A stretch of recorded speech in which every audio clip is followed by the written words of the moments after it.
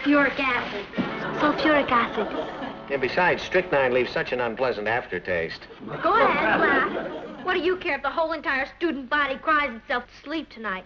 Would you be willing to tell us what the whole entire student body will be crying about? The basketball team. We're going to lose the big game. Don't be silly, child. For the first time in 10 years, we've got a team that can't lose. With Stretch Edwards in there, we're a cinch to win the league title. That's the point. He's not in there. He left school today. Stretch can't leave. I mean, the big game is only a week away. Hi, everybody. Isn't it lovely? It was expensive, but worth it. Isn't that a Ferranti original? That's right. It's beautiful. Only one in the world like it. I'm going to have shade made for it. That's nice. It's made of Carrara marble. It's wonderful. Now, tell me about Stretch. His father got a job in Detroit. They moved today. Well, somebody should have talked to his parents. They did. The principal, the coach, and the president of the student body. Is basketball really worth all that fuss? It is when you spent 10 years with a losing team and you finally get a chance to make mincemeat out of the opposition. Why can't they fly Stretch back for the game? Papo, if a student lives out of the district, he's ineligible. And so everybody just sat around and did nothing while we lost the greatest center that Brooklyn Heights High ever had. Why didn't you tell me this before? I just found out. You'd think some public-spirited citizen would have stepped forward and offered his home for this boy. Like who? Like us. He could have stayed here. Martin, let's not get carried away. Now, Natalie, it would only have been for a week. Brooklyn Heights hasn't won a championship for 10 years. Where's your loyalty? It's a shame it's too late. Yeah, he's probably halfway to Detroit by now. You mean you would really have invited him to stay here? Certainly. Why, if that boy weren't on his way to Detroit, he'd be an honored guest in this home tonight. You can come in now, Stretch.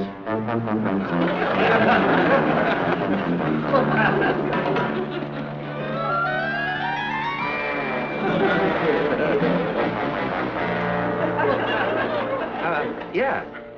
Come on in, Stretch. I sure appreciate your hospitality, Mrs. Lane. Thank you, sir.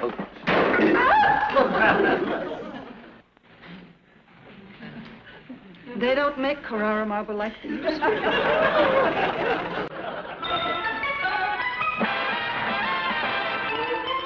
Meet Kathy, who's lived most everywhere, from Zanzibar to Berkeley Square. But Kathy's only seen the sights a girl can see from Brooklyn Heights. What a crazy pair of their cousins. Cousins on the way. One pair of beautiful kids, different as night and day. Where Kathy adores a minuet, the ballet Russe and Cougar Suzette.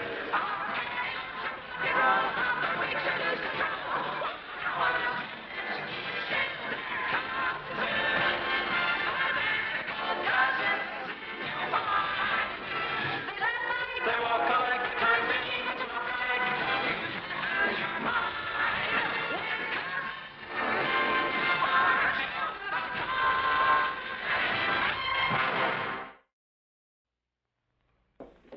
You sure cook a lot like my mother, Mrs. Lane. I imagine she spends most of her time in the kitchen. She always said I could eat faster than she could cook. I believe her. Basketball players have to eat a lot to keep up their energy. There certainly is a lot of them to keep up, isn't there? I'm going to be a basketball player, too, as soon as I put a little height on. Say, while you're here, you think you could teach me some basketball plays? Stick to checkers. Boy, when I grow 6 more inches, am I going to get you? I'll clear the table. Why don't you go in the other room? I'd like to help, Mrs. Lane. No, never mind. The girls will help her. I really want to help. I appreciate everything you've done for me.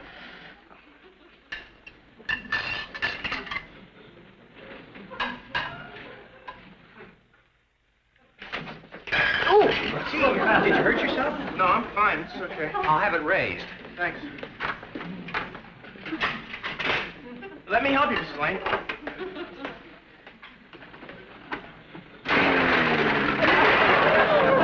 Gosh, I'm sorry.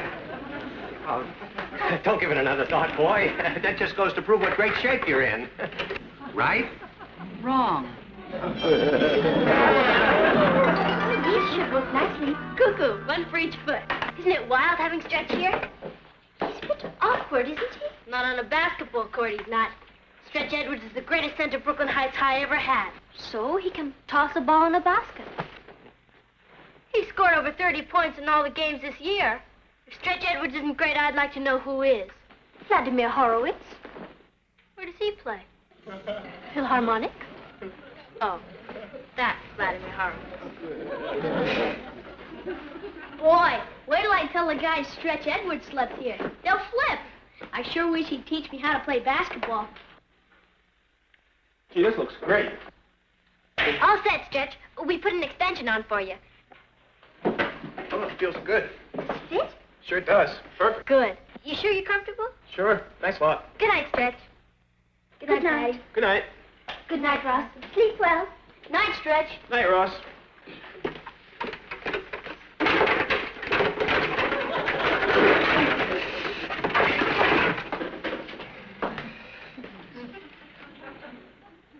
What are you doing? Figuring our losses. Let's see, $85 for the lamp, $6 for dishes, about $200 for a new refrigerator. Honey, accidents can happen. Especially with Stretch around. It's like having King Kong in the house. It's always a little awkward.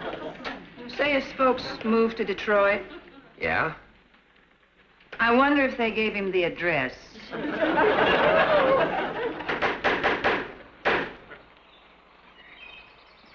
How much?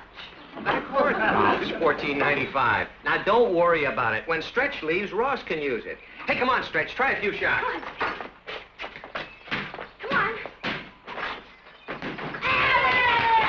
Come on, Stretch. Great, Stretch. Beautiful. Isn't it a little close to the house? Certainly not. That boy's got the eye of an eagle. And the grace of a hippo. There you go.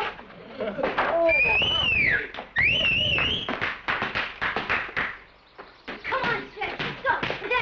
Come on, show out. Come on, Stretch. Let's try a little teamwork.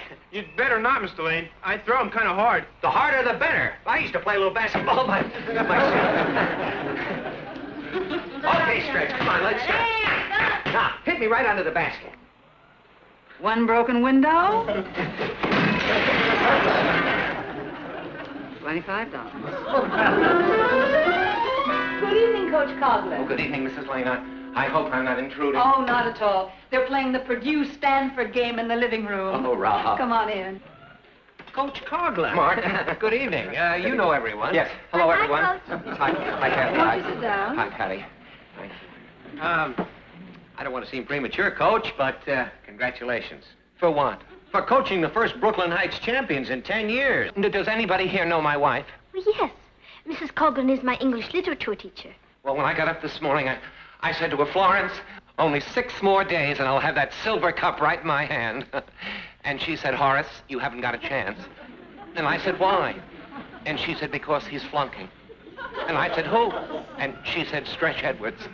Well, when I came to, I said, if it's close, Florence, let him pass. Please, Flo. And she said, how can I? He's got a semester average of 27 out of a possible 100. I made a deal with her. The final examination is Friday. She said she'll pass you if you get a B. Thanks, Coach. You're all heart. No, just level with me. Don't let me get my hopes up high. Can you get a B? No. Thanks. Have a nice trip to Detroit. Isn't there any chance you could pass that test? Not even if my own mother gave it to me. Well, it was a beautiful dream while it lasted. No B, no game. Of course Stretch can play, if he wants to. He can? Certainly. You are all arguing on a false premise. But I still have to pass that test. I know. That is the simplest thing in the world. Edgar Allan Poe, American author and critic, born 1809, died 1849. Among his stories were the murders of the Rue Morgue and the Purloined Letter. His poems, The Raven, The Bells, and Annabel Lee, are noted for their fantastic imagery. Great! Do you think it'll really work? Of course it will. It's psychologically motivated.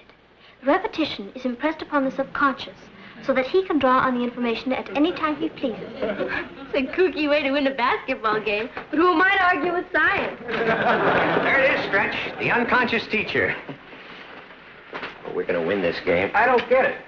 It's a revolutionary educational technique. It's a cinch. You learn while you're asleep. I don't learn when I'm wide awake. You've got to think positive. Positively. So I said, positively. Well, let's pop into bed, Stretch. Now? It's only 8 o'clock, Mr. Lane. Who goes to bed at 8 o'clock? I do. I never go to sleep before 10 o'clock. Well, this night is different. This is going to be the most rewarding night's sleep you've ever had. And tomorrow morning, those questions will be what you call a snap. You mean I have to listen to that all night? You don't have to do anything. Your subconscious will do all the work. Now, let's get under the covers. How do you sleep at 8 o'clock? Try closing your eyes for a starter. Good night, Stretch. Good night, Rock.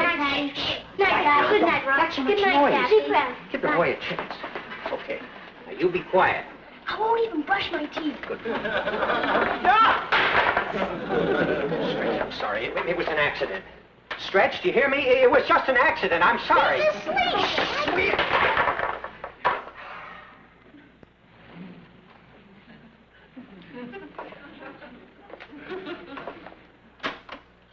Edgar Allan Poe, American author and critic, born 1809.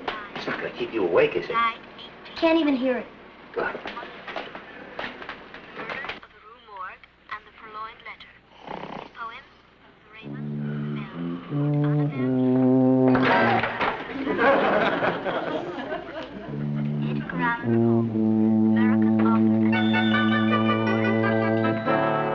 Good morning. Come on, Kath, let's get started. Yeah, go ahead, Kathy. Fire away. Who was Thomas Paine? Thomas Paine. Thomas Paine. The forward of Clinton High. Wrong team, Stretch. He was the forward for the Minutemen. You remember? The Age of Reason, The Rights of Man. What about Edgar Allan Poe? The writer? I knew he could do it. He wrote... I'm sorry. What about Bret Hart? It's no use. I just don't know. Sure you do. He wrote...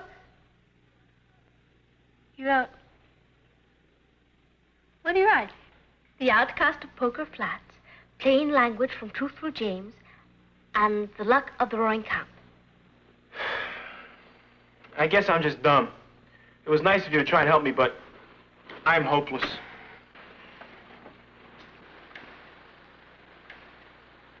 Stretch. There goes our last hope. I'm sorry, darling. I can't understand the machine not working. I can't either. Everyone knows that Edgar Allan Poe wrote The Bells, The Raven, and The Purloined Letter, that Robert Louis Stevenson wrote Treasure Island and Kidnapping. Didn't work, huh? Listen to him. Great. Now all we have to do is teach him how to shoot a basket, stretch him 4 feet 5, and everything will be fine.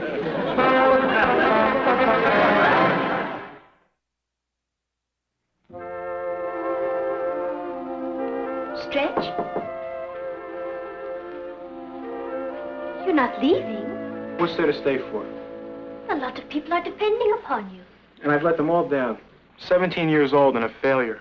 No, you're not. Oh, why, you're the school hero. Some hero. When I was born, I was a little baby. I mean, little. I was just like everybody else until I was 10. Then all of a sudden, I shot up. And now all I'm good for is playing basketball and helping my father paint the ceiling. Believe me, I wish I needed a ladder. I feel like a freak. You mustn't feel like that, Stretch. I feel silly calling you Stretch. What is your real name? Elliot. I've felt like a freak too, Elliot. My father is a foreign correspondent. Ever since I was a baby, I've traveled all over the world with him. That sounds great. Oh, it was.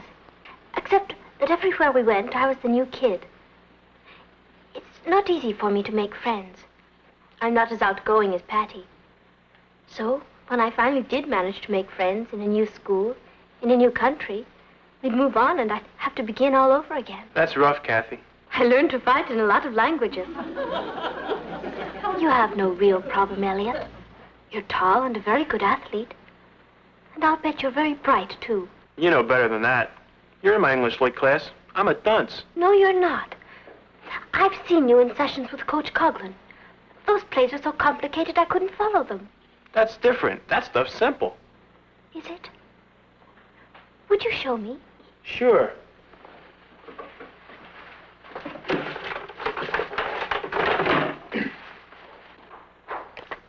Everything's with numbers.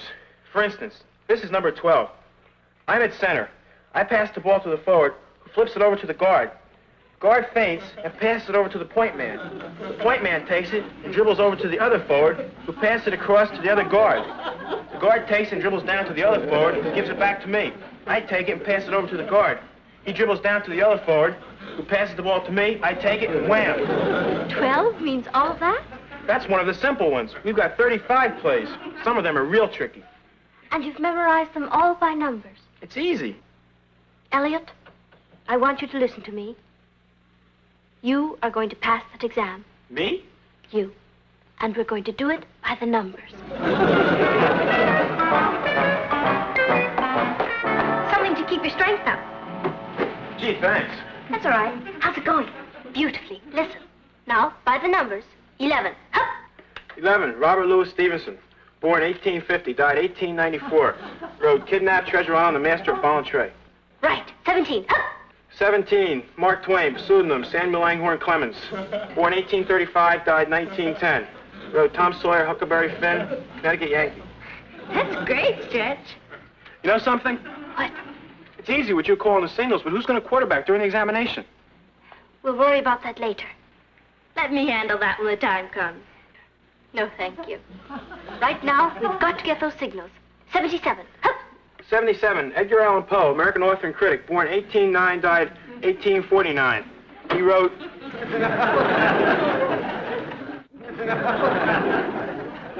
It follows a purloined letter, and, Is everything all arranged? We'll be outside the classroom window in exactly 8 minutes. Good show. Hi. Elliot, how do you feel? I feel a little dizzy. You'll be all right. I hope so. He looks kind of green. He feels a bit warm. He's just nervous about the test. This is the final examination in English literature. It concerns the lives and works of writers we've discussed in class. Now, you have an hour to complete the examination, and you may begin now.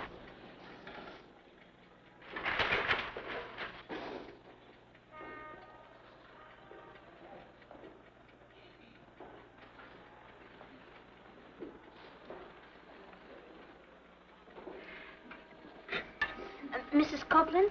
Yes, Kathy? It's terribly warm in here. May I open the window?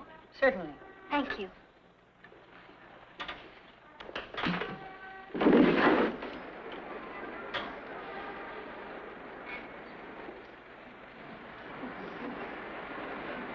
We're for Brooklyn, and no one could be prouder.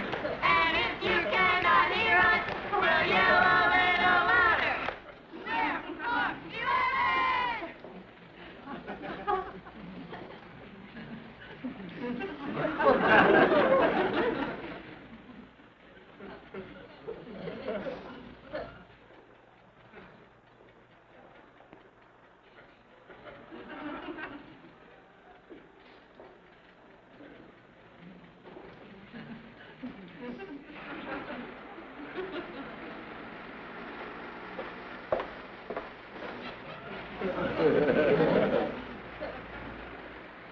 Hello, Mrs. Copeland.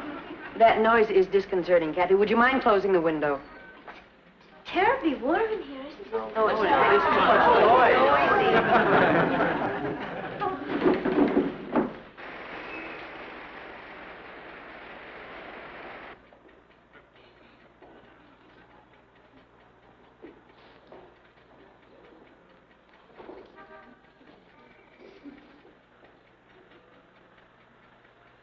Coughlin? Yes, Kathy. I still think it's terribly warm in here. The temperature must be at least 77.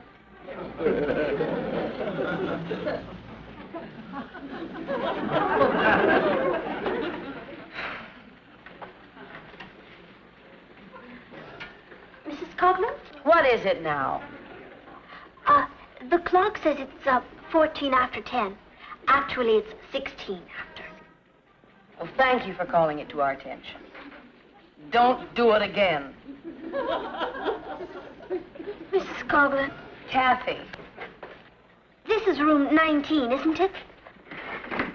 I want to put it at the head of my paper. I want you to finish the balance of this examination in the assembly hall. Right now.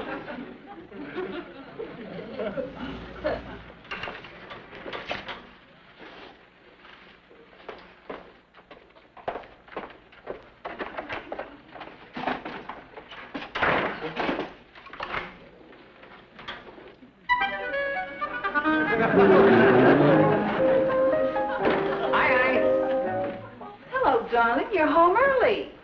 Well, I'm just covering the local sporting scene. You heard anything yet? Nothing yet. Shouldn't be long now. Well? He flunked. Everything went fine until Mrs. Coughlin closed the window. What's that got to do with the examination? Oh, nothing. Kathy, I tried to help him, but Mrs. Coughlin got a little disagreeable about it and insisted I leave the room. You didn't cheat, Kathy. Not really. I was just calling the signals, and Mrs. Coughlin didn't let me finish. there goes the old ball game. Who's the boy we all back? What are you cheering about? Stretch past the exam. He's going to play. It worked. I don't believe it. He didn't either. Well, congratulations. We just heard. We knew you could do it, boy. Wonderful. What a sit down here. There was nothing to it. The boy is a brain. And we're going to play in the league finals, and we're going to win. Yeah! Aren't we, Stretch boy? Rickety rack, rickety rack. Who's the boy? We all back. Elliot! I sure appreciate the confidence you people have in me. We knew you could do it, Elliot. All of a sudden, it came easy. I didn't need the numbers anymore. I just looked at the questions and wrote down the answers. Oh, I can see the look in the other coaches' faces. You know what I said to my wife this morning? I said, Florence, you know that picture of your mother on the mantelpiece? And she said, yeah, well, what about it? I said, well, take it down. You know why? Because that's where the silver cup is going to go.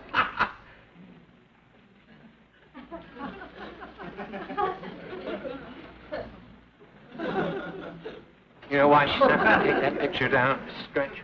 Why? Because you've got the measles. The measles? The measles?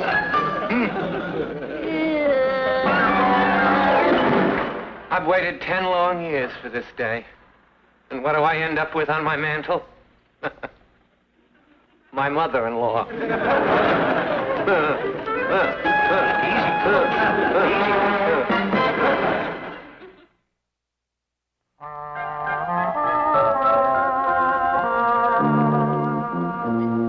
How do you feel?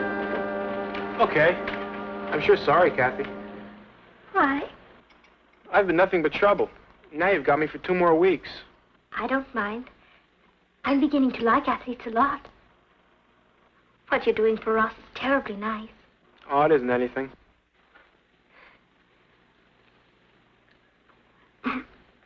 Don't forget to drink your water, Elliot. Good night. Good night.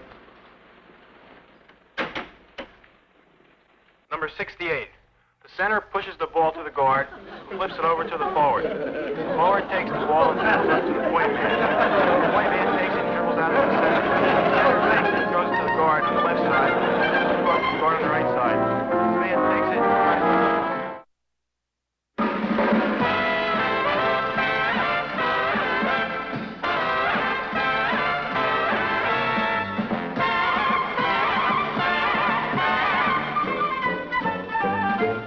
Here's Kathy. Kathy, who's lived most everywhere, from Zanzibar to Berkeley Square. But Patty's only seen the sights a girl can see from Brooklyn Heights. What a crazy pair! But they're cousins, identical cousins, and you'll find they laugh alike, they walk alike, at times they even talk alike. You can lose your mind when cousins. A new horror picture at the Ritz. I'll see if I have enough money. Let me know. Congratulations, Patty. What'd I do? Maybe you won a sweepstakes or something. Let's see what the Jungle Drums are saying. Hi, Patty. Congratulations. What are you talking about? Haven't you heard? You're up for the presidency of the Girls' League. Me? I nominated my cousin Kathy. Kathy made it, too. How about that? You and Kathy are running against one another. Oh, no. I think it's wonderful having two presidential candidates under the same roof. Oh, but I couldn't run against Patty. The Girls' League needs someone who's popular. What they call a wheel. I'll withdraw. Oh, no, you'd make a better president than I would. They need someone with culture. You've lived all over Europe. You speak French. I'll withdraw. Well, just a minute. If you've both been accepted as nominees, neither one of you can withdraw. What's going to stop us? What do you think would happen to our whole political system if a nominee withdrew just because he liked his opponent? You see, you could undermine the whole structure of our country. I'm serious. Which one of you wins is not important. The important thing is that you get in there and try. Yeah, beat each other's brains out. Kathy and me to fight one another, Papa? I'm not sure this is such a good idea, Martin. Well, there's nothing personal in it. Politics is a healthy form of competition. I've covered hundreds of campaigns. Everybody blows off a lot of steam, but when it's all over, there aren't any hard feelings. When you girls were accepted as candidates, you were given a responsibility to campaign to the best of your ability. Well, you owe that to your schoolmates, both of you. When do you two make your speeches? We're supposed to fire the opening guns in our U.S. history class tomorrow. If you get elected, can I get in on the graft? Boss, doesn't the honor involved make any impression on you? Only the graft.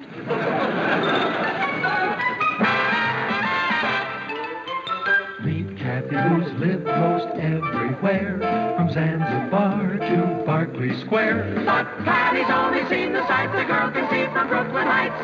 What a crazy pair! But they're cousins, identical cousins all the way. One pair of matching bouquets, different as night and day. Where Kathy adores a minuet, the ballet russe, and crepe Suzette. Our Patty loves to rock and roll, a hot dog makes her lose control. What a wild duet, still they're cousins, identical cousins, and you find they laugh alike, they walk alike, at times they even talk alike. You can lose your mind when cousins are two of a kind. Don't worry, Kath. I'll find an excuse not to run. I'll probably flunk in Latin anyway, and they'll disqualify me. I won't let you fail in Latin. They need a dynamo like you. I know I'd make a great president, but they could use someone with brains, like you. I'd be selfish if I ran. If you were president, it would not only be good for the League, it would be good for you. What do you mean? Well, it might help to give you a sense of responsibility. Is that so? Well, there's no point in taking chances on getting someone's feelings hurt. It'd be a landslide anyway. No, it wouldn't. You'd get a lot of votes, Patty. I meant it would be a landslide for me. You? You're silly. You're not really qualified to be a president. You said so yourself. You nominated me because they need someone with culture and brains. Well, I was being unselfish, too. I nominated you because I thought if you became a little more social around the campus, you might be able to get a date for the mashed potato ball. I can get a date any time I like. There's just no one I care to go out with. I nominated you because I thought it might help you to grow up. I thought it was time you had a little more on your mind than milkshakes and Richard Harrison. Not necessarily in that order. Oh, really? All right. You just got yourself an opponent. I'm not much of a speaker. In fact, I'm not much of a politician. My esteemed opponent, Patty, is a wonderful girl, and she is a go-getter. The trouble is that when you want her to get, she is usually too busy going. It all depends on what qualities the Girls' League wants in a president. If you're looking for someone who can do the bossa nova and the baked potato, vote for Patty. But if you want someone who isn't flighty, someone who will dedicate herself to the tasks at hand with intelligence and integrity, then I ask that you vote for me. Thank you.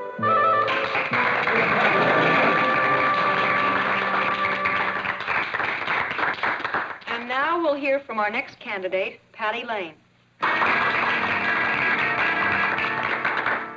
Thank you, Kathy. Well, at least I know the difference between the mashed potato and a baked potato. One is a dance, the other is a vegetable. One of the most important functions of the Girls' League is to set up extracurricular activities for its members. Kathy's idea of having a ball is to play chess all night. If you want chess and classical concerts, elect her. But if you want a program of real fun, elect me.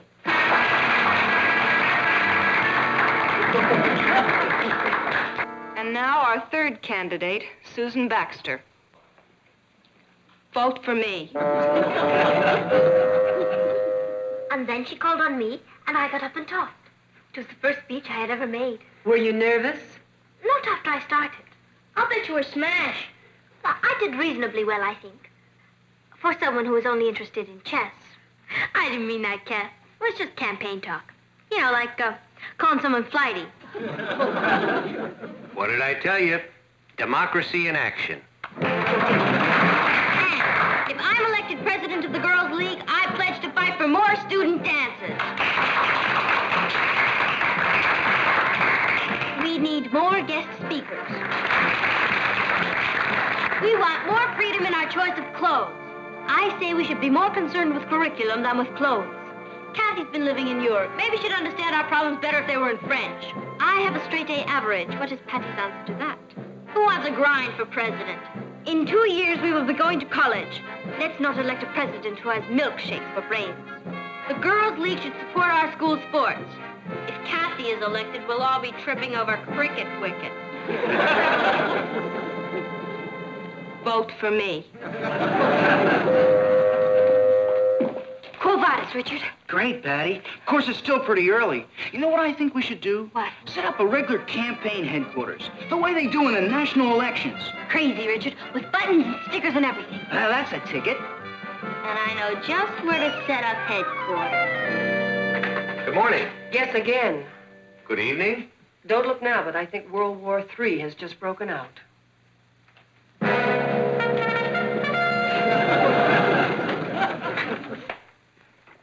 Welcome to National Headquarters.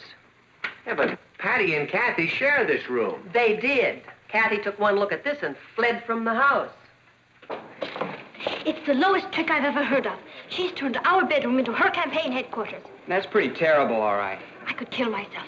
Because your cousin's such a sneak? No, because I didn't think of it first. Come on. Where to? We're going to counterattack.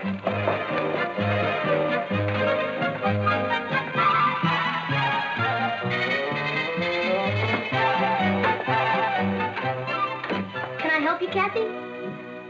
You've already helped me by letting me have your room, Ross. You're certain you won't mind sleeping on the couch? For 50 cents a night, I'd sleep on the roof. Are you sure Conrad Hilton started this way? The banner's up. Good. I wonder what the sneak is up to. I wonder what the sneak is up to.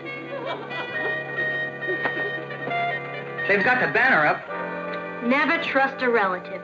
Gee, Patty, you practically threw her out of here. She had to go somewhere. Whose side are you on? Well, yours, only I hate to see women go to war. At least men are logical. I wish I knew what she was doing. What's the difference? It's just good strategy to know what the enemy has up her sleeve. Hi, group. Say, what do you hear from the White House? And you gave her your room, you traitor. That's a lie. I'm renting it to her.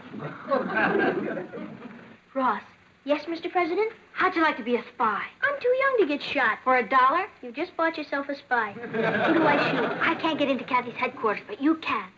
Gee, I don't know, sis. All you have to do is let me know what's going on in there, what she's planning. I'll take my money in advance. Richard, give him $1 for me, will you? I wonder if campaign contributions are deductible. Now, I want you to get me all the information you can. I feel like Mata Hari. Is the new campaign slogan ready? And they're still working on it. What's it gonna say? Take the right lane, Patty. How's that for a slogan? Take the right lane, Patty. That's great, Richard. By the way, where are you going to put it? In the school corridor tomorrow morning at 8 o'clock. It'll be the first thing the kids see when they get to school.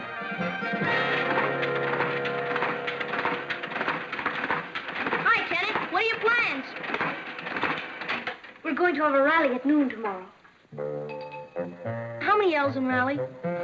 Tomorrow afternoon, we can put up the campaign posters. We can do it as soon as school is over. Tomorrow afternoon will be too late.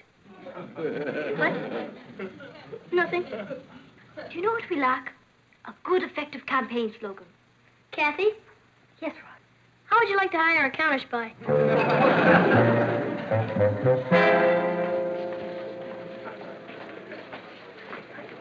Look! We've been taken.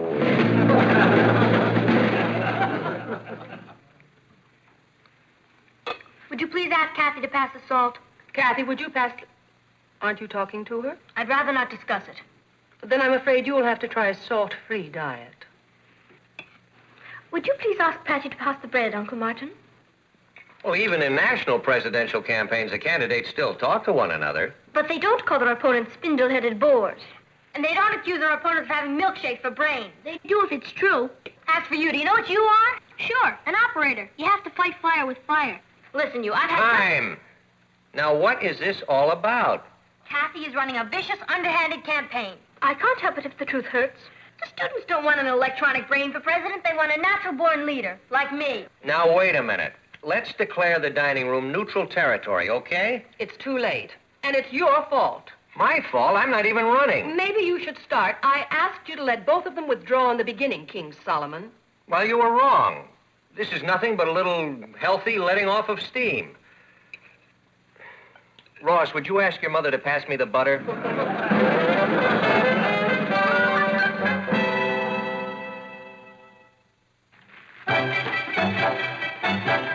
Couldn't you sleep either? No. There's too much political tension in the air. I'll fix that for you. Oh, thanks. You know, I'm sorry about that little scene at dinner tonight. We both acted like children. You know, it's really ridiculous of us to worry about the girls. They love one another. I know. They couldn't be closer if they were sisters. I know. Well, what are we so worried about? Martin, what if Kathy's elected? What about Patty? What do you mean? Patty won't like it one bit. She's a born winner. Well, maybe it's time she had a little experience as a loser. Patty would take it very hard if she lost. So would Kathy. Oh, look, Natalie, I've covered hundreds of campaigns. This isn't a smoke-filled caucus room. These are two sensitive girls competing with each other, and they're beginning to beat each other's brains out. What do you want, mayonnaise or mustard? I'll vote for mustard. I'll take mayonnaise. I heard on tonight's grapevine that Richard's going to take a straw ballot. How'd it come out? Ross doesn't know yet. Ross, he's your grapevine? Don't laugh. I think there's a good chance Ross could come out of this election a millionaire. Martin, what does a straw ballot mean? Well, if Richard's handling it, I don't think it means anything. How could anybody win with Richard running their campaign? I think he's a sweet boy. Well, I didn't say he wasn't. He just shouldn't be running anything. Isn't it terrible? I don't even want to hear what the results are, period. I don't even know who to root for. Oh, we're being silly. Now, it looks like a big problem now, but in a few days we'll be laughing about all this. Are you sure? I'm positive. The election will be over, the winner and the loser will be buddies again, and all of these attacks on each other will be forgotten. You just wait and see. Here's your sandwich. I'm not hungry. Neither am I.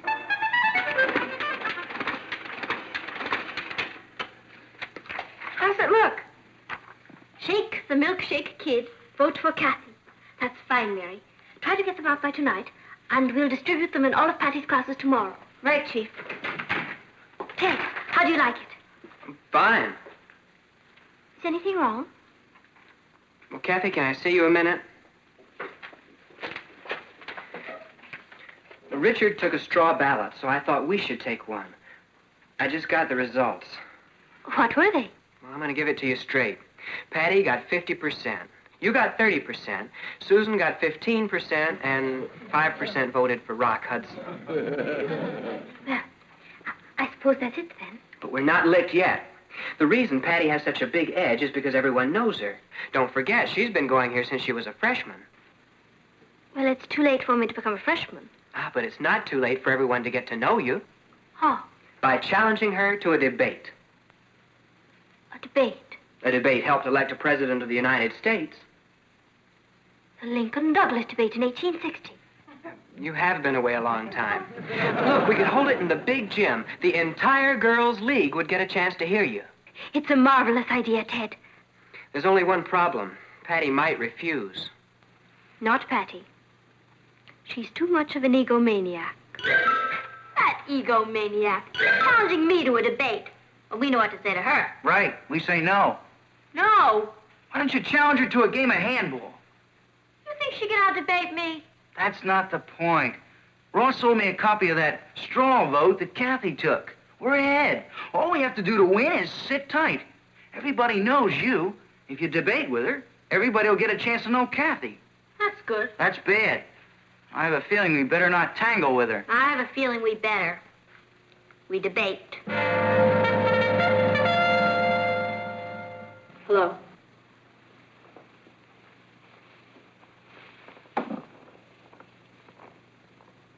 I just wanted to let you know I accept your challenge. I knew you would. I'm only doing it to give you a fighting chance. I've already won the election.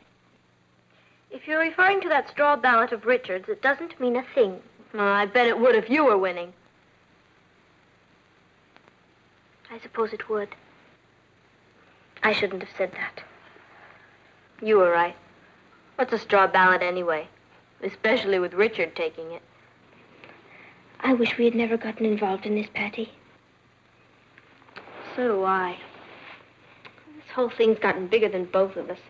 It almost seems as though you have to be mean to win. That's politics. Well, it will all be over soon. Yeah. Gee, this is the first friendly conversation we've had in a long time. Feels good. I know. Patty, perhaps we shouldn't go ahead with the debate. I thought you wanted it. I did. But now I think I'd feel better if we didn't go ahead with it. All right, if you're worried about it, we can call it off. I wasn't worried for me. I was thinking about you. Me? I never told you this, but I was the debating champion of Mrs. Tuttles of Mountain Briar. Well, this isn't Mrs. Tuttles of Mountain Briar, cousin. This is Brooklyn Heights, my territory. I was only trying to help you, but you're too pig-headed. All right, we debate. Right, we debate.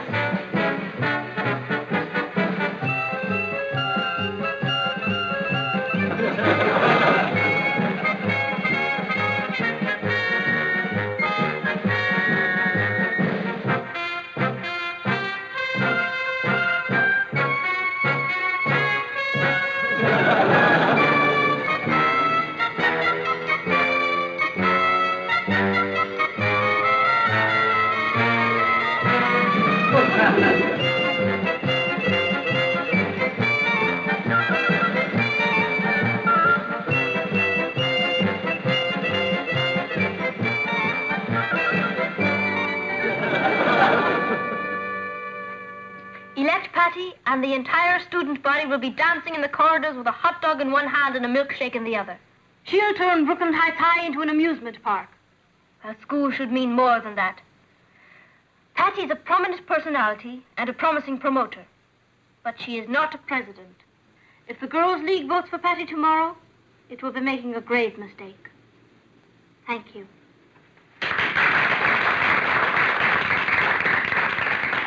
And now for her summation, Patty Lane.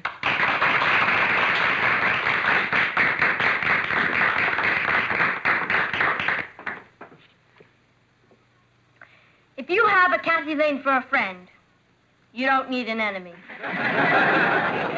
What's wrong with a little dancing in the corridors? Things are lively around here, and we're going to keep them that way.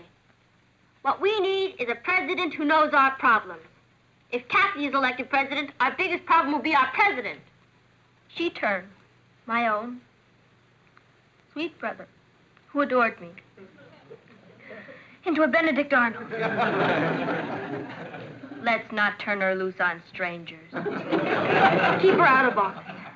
If she's elected, you'll be setting our school back 50 years. Thank you.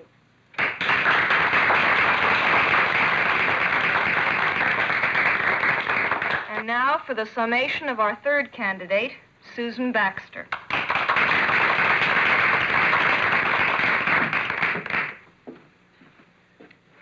Vote for me. The stewards have just finished tallying the votes. This has been the most closely contested election in the history of the school. The candidates put up a hard fight. In fact, one could have wished for a little less heat and a lot more light. Things were said during this campaign that could have been put under the heading of battle fever. Now that the election is over, I hope these things will be forgotten and all the bitterness put aside in the best tradition of American fair play. And now, let's see who the new president of the Girls' League is.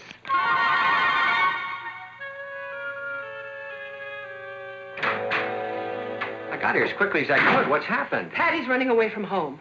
Well, how do you know? Come upstairs. There. Why would she do this? Kathy must have won the election and Patty couldn't face it. Where is Patty? I can't find her anywhere. I phoned you as soon as I saw this. I've heard of bad losers, but this is ridiculous. There's a lot of bitterness between them. Patty always felt that she's the more popular. It must have killed her to have Kathy show her up. Well, it's time Patty found out life is not one big popularity contest. Write it to her when she gets settled. We better hurry with that suitcase. It's all ready. Hold it. How could you do this? I might have known you were mixed up in this. Young lady, you are not going anywhere. What are you talking about? You and Kathy, you are going to sit down woman to woman and settle your differences. There's no point in that. We both... Oh, yes, there is. You both belong here. Of course we do. Then you'll stay? Sure, Papa. That's my girl. Boy, you sure have an emotional family. Hello. Say hello. Hello. There, that's better. Better than what? Cool it. Now, Patty and Kathy, we were a very happy family before this election, and we are going to be a happy family again. Now, isn't that what you really want, both of you? Sure. We never... Good. Now, just because Kathy won the election, you can't... I didn't win. You won, and you're still going to I run... didn't win. You didn't? No. Kathy and I knocked each other out of the box. Susan Baxter won, the dark horse. What about the suitcase? Yeah, what about it? Listen, I don't mean to be a nag, but we better get it down. That truck will be here any minute. Truck? The first thing Susan did as president was start a drive for the Salvation Army. We're contributing all our old clothes and things to it. You mean you had no intention of running away? Of course not. Kathy and I buried the hatchet. In each other, but we buried it. Well, I told you it would be all right. Don't you know you couldn't dynamite us out of here? Where else would we find a family like this with color television? Come on. I'd better get ready. Ted is taking me to the mashed potato ball tonight. Oh, I'm so proud of him I could burst. So am I. I'm glad it's all over. Hi, group. Boy, have I got good news for you. Guess who got nominated for president of the 5th grade?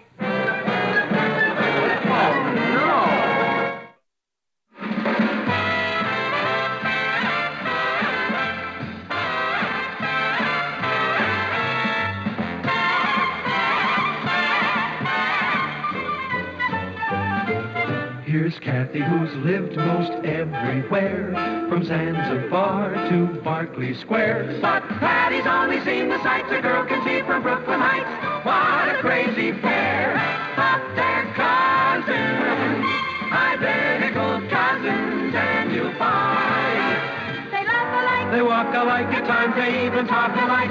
You can lose your mind when cousins are two of a kind. We're going to give you two some real competition tonight in that dance contest. Ted, I'm not going to enter the contest. Why not? I'm not good enough. Of course you are. I'm sure you'll win. I should. It's my house. I'm counting on you tonight, Kathy. Well, gotta go. Come on, Ted. See you tonight. And don't get too tired. Practice sitting out a few. That's more fun. Bye. Bye. I'll see you tonight, Kathy. Goodbye, Ted. Imagine you not knowing the hammer. If my father were a foreign correspondent and I traveled all over the world with him, I'd know every dance there was. Father and I went to the ballet quite often. I'll bet. I've never been in a dance contest before. I'm a bit nervous. It's just a bunch of kids coming over for some laughs. It's nothing to be nervous about. I wish I had your confidence. You're not afraid of anything. That's because there's nothing to be afraid of. It's all in your mind. Mom, can I tell her the bad news? I'll do it. I just spoke to the doctor. I made a 4 o'clock appointment for you today. For what? For your flu shot. Boy, do they use a long needle. Flu shot? Today? Today. You've been putting it off every week for a month. Now, you're not stalling any longer. Mom, I can't go today. I don't feel well. Oh, what's wrong this time? Same as last time. She's a coward. I'm not. I have this terrible headache. Last week you had a stomach ache. The week before that you had a backache. Before that it was a stiff neck. That's what I mean. I'm a pretty sick kid. You're as healthy as a horse. I may be a healthy horse, but I'm a sick kid. Besides, I hate flu shots. They hurt like the dickens. Don't they, Kathy? No. Who asked you? Mom, I can't get a shot today. I'm giving a party here tonight. No shot, no party. You better get started. You know, that needle must be a foot long. Out! I wish I could watch. Meet Kathy, who's lived everywhere, from Zanzibar, Berkeley Square.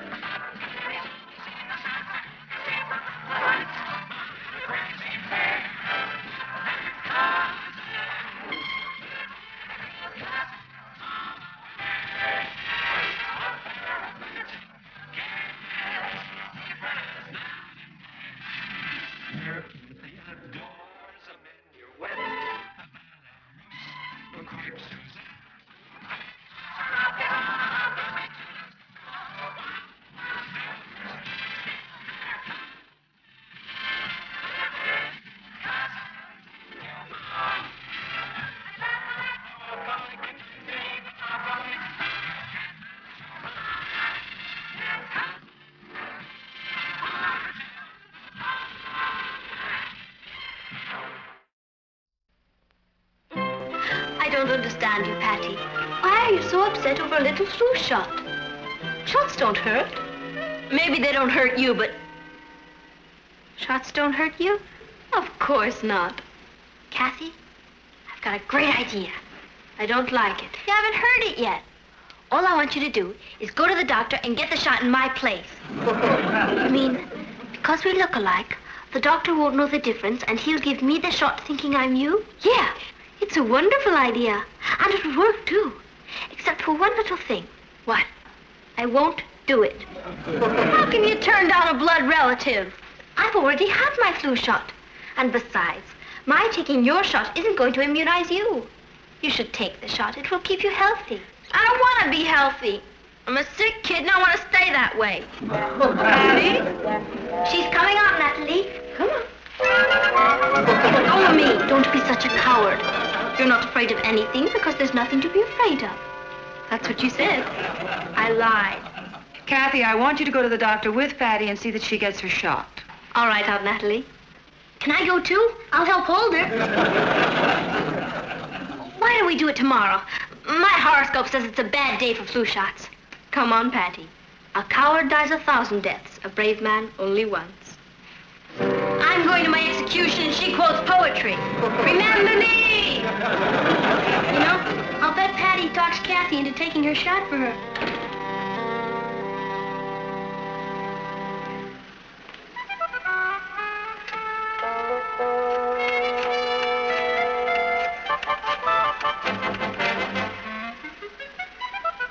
Dr. Williams, please. This is Natalie Lane. Hello, Doctor. No, she's on her way. I just called to warn you. This time she may try to pretend she's her cousin. Good. Oh, and Doctor, be gentle with her. Patty's a very sensitive child. He's not here. Let's go. No. I'll tell the doctor you're here. I'll be right back. You stay here. I'm too sick to see a doctor. You heard what your mother said.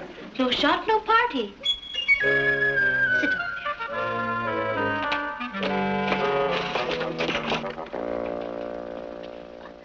Pardon me. Oh, hello, Patty. You're right on time. I'm not Patty. Oh, then you must be her cousin. That's right. I'm Kathy. I thought so. I'll bring Patty in No, now. that won't be necessary. Your mother called and warned me about you two. That was my aunt who called. Your mother became your aunt? When did she do that? When she married my father's brother. I mean, Father and Uncle Martin look alike, and so do Patty and I. People mistake us, What did you do? It's all over, Patty. Now you won't have to worry about getting the flu. Hello? I wasn't worried. I've already had my flu shot. It's the hospital, Doctor. They're ready for you. I'll be right there. But, Doctor... Patty, you're a very brave girl. We're all proud of you.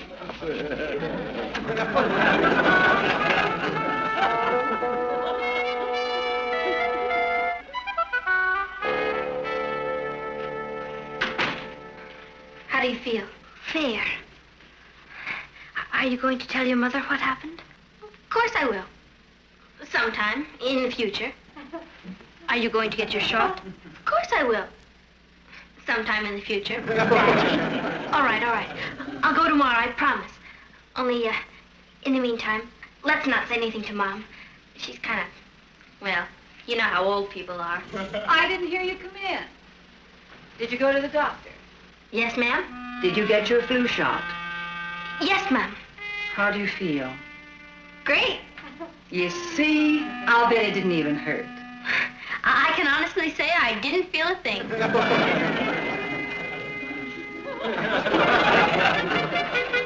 Here, try this. Heat's great for swelling. Here's your dress, dear. I ironed it and said, why haven't you two started to get ready yet? Your guests will be arriving soon. Kathy, what's the matter with your arm? Nothing, Aunt Natalie. Well, then why have you got a hot water Mom, bottle? I have a confession to make. I didn't get that shot. Kathy did. What? It was an accident. I went in to tell the doctor that Patty was there. And he thought I was Patty. And before I knew it, ouch. Oh, you poor baby. I'm fine, really. No, you stay in bed. But I have to get dressed for the party. I'm afraid there's not going to be any party for you tonight. I'm going to go call Dr. Williams. Patty. I know how you feel, Kath. I'll tell you what. If you can't come down to the party, I won't either. Would you? Well, sure. Of course. If that's what you want me to do. Do you? No. You talked me out of it. For your sake, I'll go down, but I won't have a good time. You'd better call Ted and tell him. He was looking forward to the dance contest. Why don't we wait? Maybe the doctor will say it's all right. I just spoke to the doctor. He says you're having a mild reaction to the shot. It happens occasionally. It's nothing to worry about. You stay in bed tonight, and you'll be fine in the morning. I'm sure I'll be all right. You stay in bed, young lady. Oh, I know it's a disappointment, but there'll be other parties. I'll get you an ice pack. The doctor said to apply cold to the arm. So I'm not Ben Casey. I can't stand Ted up at the last minute. He'll never date me again. Never. I wish I could change places with you so that you could go to the party and I could... I can keep your date with Ted. What? He'll think it's you. You couldn't. Of course I could. You took my shot for me. The least I can do is date your boyfriend for you. Better than having him bring another girl. This way we'll keep him in the family. What about your date with Richard? I'll keep that too. You can't be both of us. When the boys come, there have to be two of us. You've got a point. Let me think. There are two boys coming over for two girls. And there's only one of you. Is there? Good evening, Ted, old chap. You're looking simply divine this evening. I don't talk like that. That's what you think. Oh, there you are, Ted, darling. I don't call him darling. You will tonight. How can you fool both of them? Leave it to me. Patty, promise me one thing. What? You can kiss your date, but not mine. Promise? Promise. Gee, I hope I don't get confused.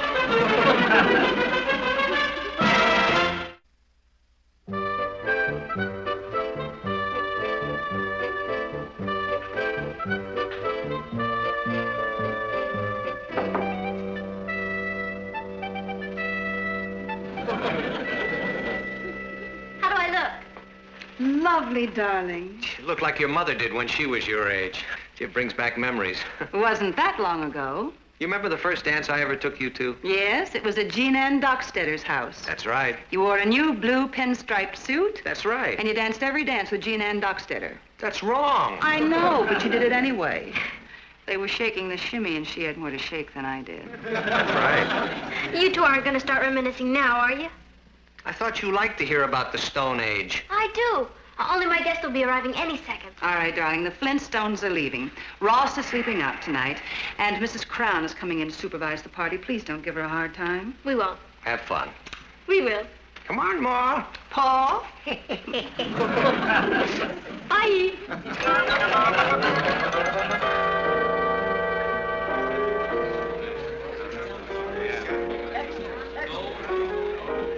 What are you so jumpy about? Me? Jumping? I guess it's just the tension of being a hostess. Well, where's Kathy? Who? Your cousin, Kathy. Oh, my cousin Kathy. What's the matter with you? Nothing. She's in the kitchen helping Margaret with the sandwich. Is everyone here, Patty? Now they are.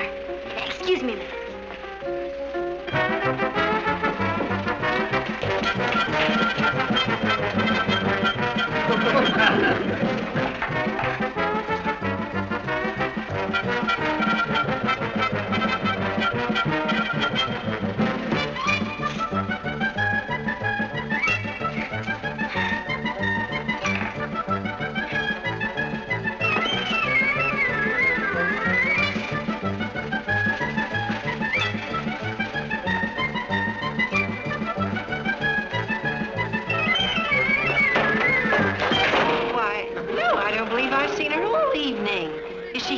Sure, she's in the kitchen making sandwiches. Oh, here she is. Hello, Kathy. Good evening, Ted.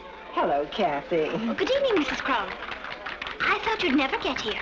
Well, I had to run an errand for my parents. We haven't seen you all evening, Kathy. I understand you've been helping in the kitchen. Yes, ma'am. Would you excuse me? Would you care to dance? Sure. She's a lovely girl. Yeah. I wonder where Patty is. Hey, Pete, have you seen Patty? Nope. I'll give you Henrietta. I wonder where she went. She's just here. There's a bunch in the den. Maybe she's there. Oh, thanks. Kathy? Kathy? Oh, yes, Ted. I'm really looking forward to the dance contest. Are you? Well, aren't you? Oh, certainly. Only, Patty and Richard are so good, I don't think we stand a chance. Oh, don't sell yourself short. You're much more graceful than Patty. That's so. I mean, Patty is a natural-born dancer. Well, she could use some of your modesty. Ow! Oh, so sorry. That's all right. What's the matter? I'm suddenly terribly thirsty. Would you mind getting me a drink? Well, all right. I'll be right back.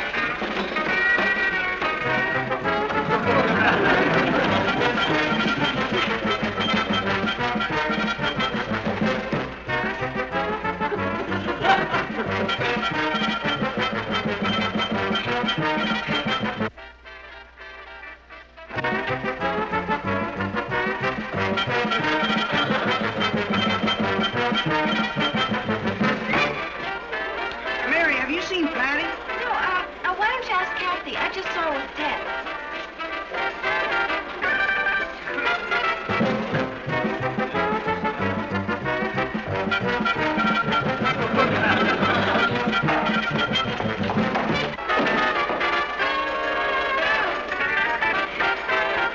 Where have you been? I've been looking all over for you. Where have I been? I've been looking all over for you. Let's dance. All right. Can we dance a little faster, please? If you say so. Is this fast enough? Hey, Patty, have you seen Kathy?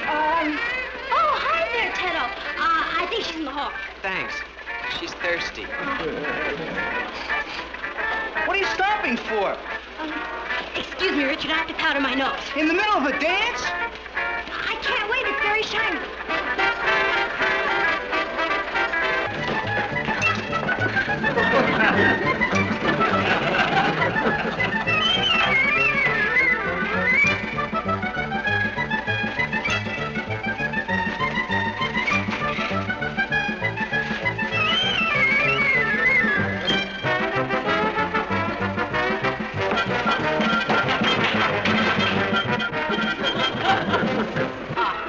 Here's someone who can prove my point.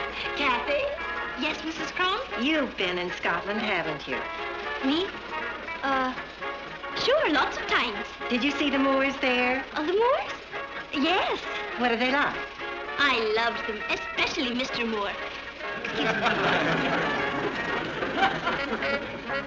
There you are, Ted. I've been looking all over for you. I've been looking for you. Here's your drink. Oh, thank you. Would you mind getting me another one? Well, you can have mine. Oh, thanks.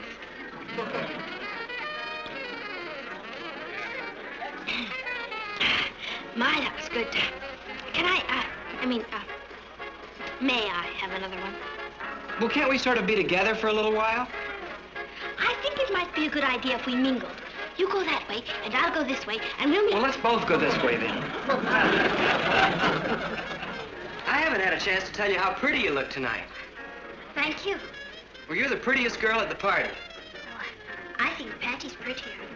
Are you kidding? She doesn't hold a candle to you. Who says so? Besides, you have a better personality. What do you mean? What do you mean by that? Well, Patty's a nut. I mean, she's always doing crazy things. She is not. As far as I'm concerned, Patty is the smartest, prettiest, and most intelligent girl I know. Well, that's just because you're loyal to her. You better. You bet I am. Oh, she's a clod. Well, anyway, I don't want to talk about Patty. Let's talk about us. Let's not get... Excuse me, Richard, I wasn't kissing him. He was kissing me. Well, you don't have to explain to me, Kathy. You're not my girl. Patty is. Do me a favor, will you? And get Patty out of the powder room. I heard of shiny noses, but this is ridiculous. I want to dance. Yes, Richard. Certainly, Richard. Excuse me. Well, wait a minute. I want to dance, too. All right. I promise you the next dance. I'll be right back. Oh, boy. Oh, Kathy, I'm afraid you misunderstood my question about the Moors. What I wanted to know was, do the Moors have Pete? Yes, they have Pete. They have Pete and Sandy and Angus. They're a big family.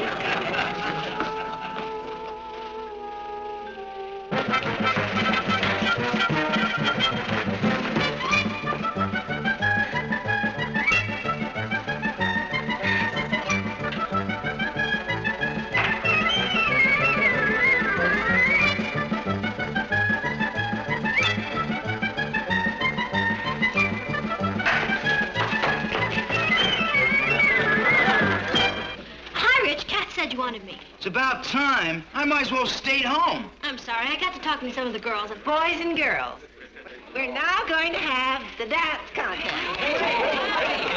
Prizes will be awarded to the boy and girl who, in the opinion of the judge, me, gives the best interpretation of the hammer.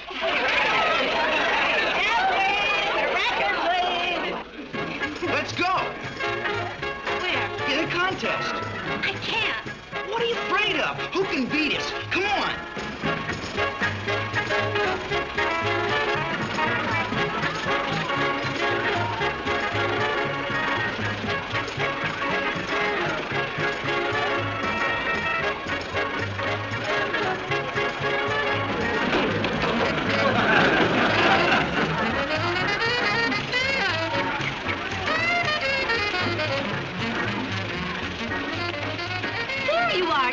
Kathy, you're sure hard to keep track of. Good. I mean, I wouldn't want to be underfoot all the time. Well, let's go. What are you doing? We almost missed the dance contest. I can't enter the contest with you. You just did. Don't worry, we're gonna win.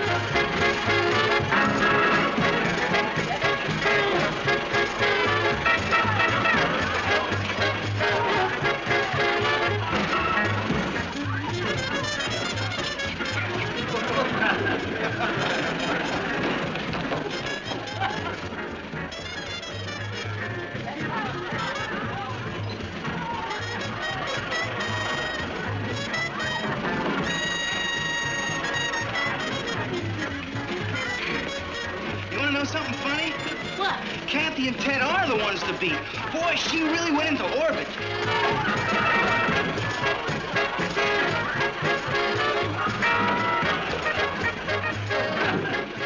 I told you they were the ones to beat.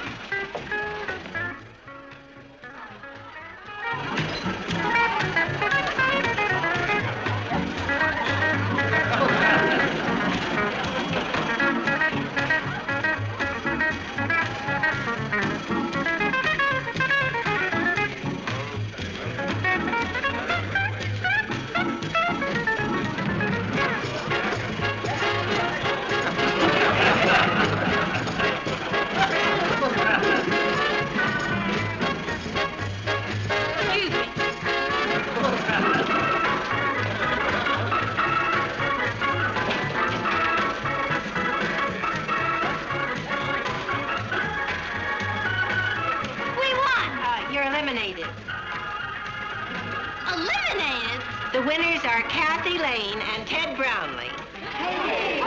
That's ridiculous. She has 2 left feet. Don't be a bad sport. I will be a bad sport. I don't mind losing, but not to her. She's a waltzer. Hey, where is Kathy?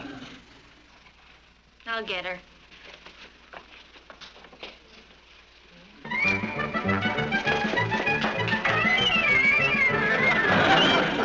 Kathy, we won. I don't deserve to win. Patty's 10 times as good. We won it. What are you arguing about? I just want to see justice done. Gee, I'm sorry, Rich. It's Patty. It's Kathy. I ought to know. She's my date. I guess I ought to know my girlfriend. Tell them who you are. I'm Patsy. I'm Patty. Stop clowning around. Come on, I want to talk to you. Hey, let go of my date. She's my date. She's mine. Wait a minute, Philip. Wait a minute. I can explain. It's all very simple. Well, not really simple. You see, I went to get a flu shot, and Kathy got it instead, and she got sick, and I'm not feeling too good myself. No, wait a minute. Hey, Bud. Wait. No, wait a minute. And then both boys started dragging me off. It must have been a terrible experience. Well, it was. And when we got outside, they started swinging at each other. I had to break it up. Finally, I explained, but I'll get it. Hello. Hello, Kathy. Hi, Kathy.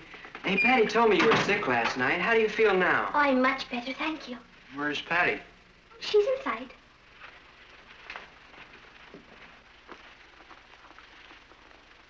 Hi, Patty. Hi, Richard. Hello, Ted. I'm sorry about last night. We're the ones that are sorry. Yeah, we didn't mean to start a fight, and... That's all right. At least it served one purpose. Now you can tell us apart. I'm the natural-born dancer. With a shiner.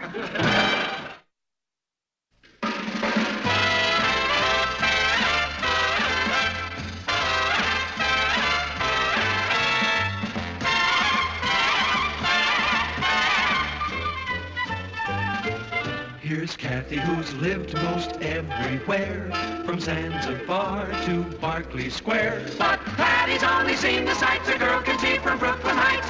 What a crazy pair, but they're cousins, identical cousins, and you'll find They laugh alike, they walk alike, at times they even talk alike. You can lose your mind when cousins. I'm not interested in the Starsville bit. I think actors are real cold cuts. Well, I promised Strassman I'd try out for it. Who's he? He's the guest director this year. He's very big off Broadway. I'll be at lunch. Well, come in and wait while I audition, and I'll buy you lunch. You reached me. Seek no color for your going, but bid farewell and go. When you sued staying, then was the time for words. No going then. Eternity was in our lips and eyes. No. You're not ordering a banana split. You are Cleopatra, the greatest queen on earth, bidding farewell to a lover. Shall I try it again, Mr. Straussman? Over Shakespeare's dead body. Next. Here's your cousin. These are the words of the immortal bard. He has survived for hundreds of years. Please do not plunge him into oblivion this afternoon. I'll try not to, Mr. Strassman. I will appreciate it. England will appreciate it. Kathy didn't tell me she was going this route. Maybe she was planning to spring it as a surprise. Kathy's inner-directed. She's just square enough to think this is some kind of big deal. Hopes Svengali doesn't wipe her out. Nay, pray you seek no color for your going, but bid farewell and go. When you sued staying, then was the time for words. No going then. Eternity was in our lips and eyes. Thank you. How was I? I was moved, but not far. Can you wait in the wings, please? Next. When you sued staying, then was the time for words. No going then. Wrong. Go. Next. You. Come on, quickly. No. I'm with him. I didn't come to... Hurry, I haven't got all day. I'm no actor. Then you're in excellent company. Let me see if you can read your mother tongue.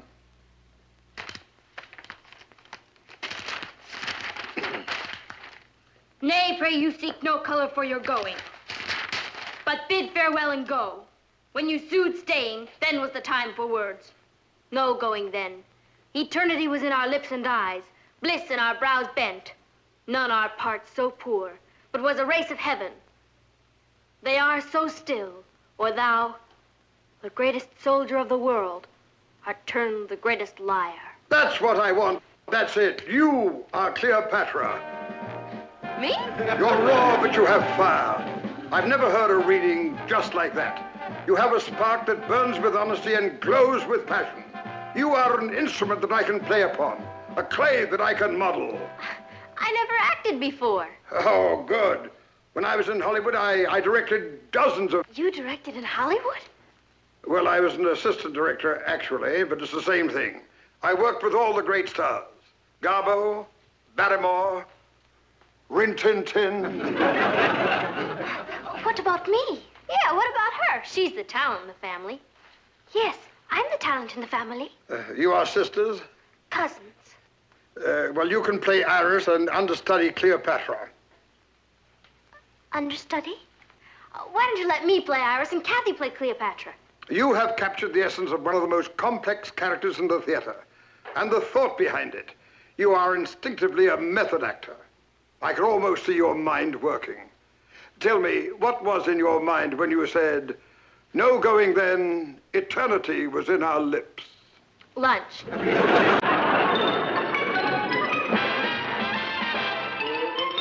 Meet Kathy, who's lived most everywhere, from Zanzibar to Berkeley Square. But Kathy's only seen the sights a girl can see from Brooklyn Heights. What a crazy pair.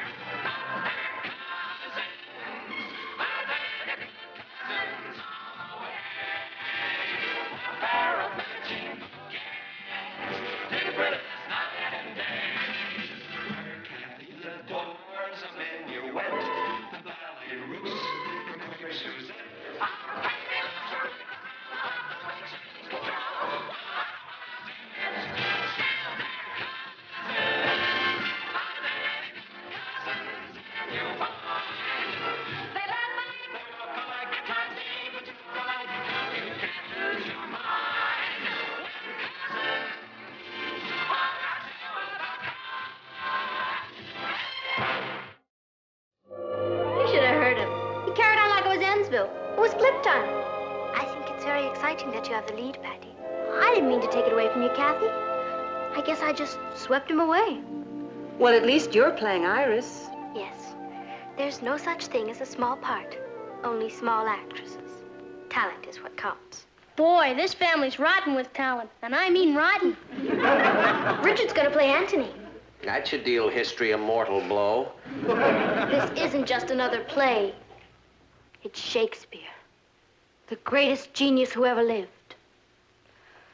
Very few people can do justice to the immortal bard. May I quote you? Martin. That's all right, Mother. Let him make fun of me. All great people have had to struggle against disbelievers. You see, I've been holding her back. She could have been Helen Hayes. It just so happens that Mr. Strassman thinks I can be a big movie star.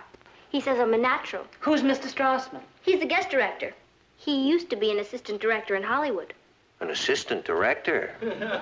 You'll excuse me, I must rehearse now. In praising Antony, I have dispraised Caesar. I am paid for it now. Lead me from hence. In praising Caesar, I have dispraised Antony. Wow, are we gonna have to live with that? We must be patient, Ross. Patty belongs to the ages now. She might just surprise you, Martin Lane. Just think, when I woke up this morning, that little girl was just my daughter, Patty. Now she's Queen of the Nile. Had quite a day. You know, I can't make up my mind. About what? What shape swimming pool we should have in Hollywood.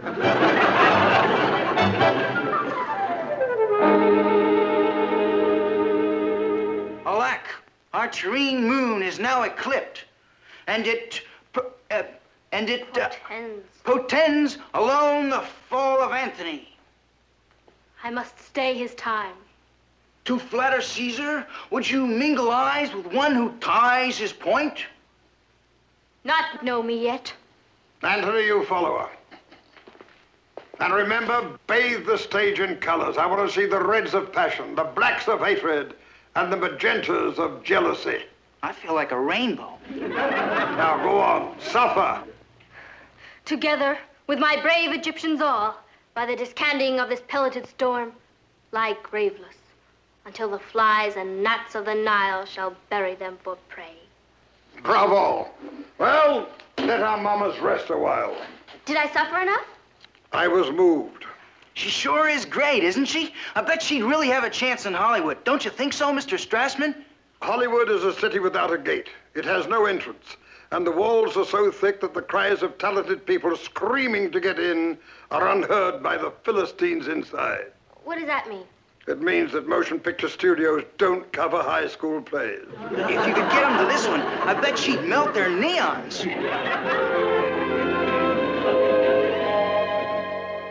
Like hi. I'll bet Eleonora Juza never said like hi. Of course not. She was prehistoric. Well, you all set for the big opening Friday? It's a slide. You sound pretty cool about it. Don't you have any stage fright? Great actors don't get stage fright. Seems to me I read somewhere they did. We don't. Well, it's nice to get it from the horse's mouth. Daddo, working on a newspaper must be a real blast. Well, we're not as glamorous as you show people, but it's a living. It's more than a living. It's life. I mean, when you sit behind your desk, you hold the pulse of the world's heartbeat in your hand. I do. I didn't know you were interested in the world's heartbeat. To develop as an actress, you must develop as a human being. Be interested in all the songs of life. Is that Shakespeare speaking or you? It's me. The real me. What is the real you trying to say? Simply that I'd love to come down and see the newspaper sometime. You've been to the office. No, I meant the whole paper. You know, the printing press and everything. I may owe your Mr. Strassman a big fat apology. When would you like to go? Now. Hi there. Where in the world have you been? Down at the Chronicle. Ever seen a linotype machine? It's a review of you and Cleopatra.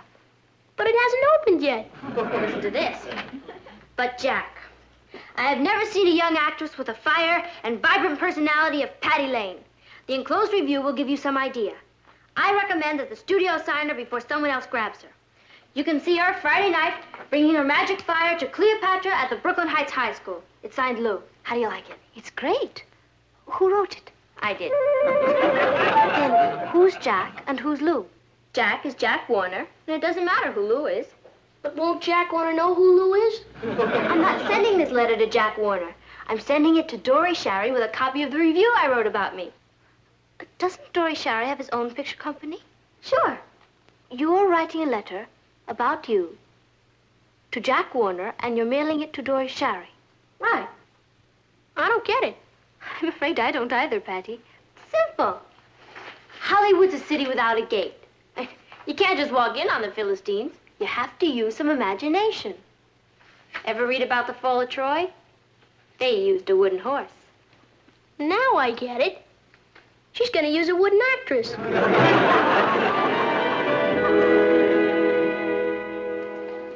I don't understand this, Mr. Sherry. The envelope was addressed to you, but the letter is addressed to Jack Warner. It must have been sent here by mistake. Whoever they're talking about certainly seems to be talented.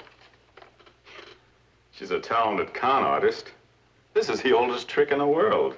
Look, she even had phony reviews printed. Oh. Shall I throw it away? No, I like your initiative. Have someone cover the show for us. Yet have I fierce affections, and think what Venus did with Mars. O Charmian, where thinkest thou he is now? Stands he, or sits he? Or does he walk? Or is he on his horse? Oh, happy horse. Yes. I have to make a move downstage here. This is where Mr. Strassman wants some greens. You'll have to see a florist. Honestly, Kathy, I don't dig all that way out stuff. I just let go and do what comes naturally. Whatever it is, it's very effective. Better work Friday night. Oh, happy horse to bear the weight of Antony.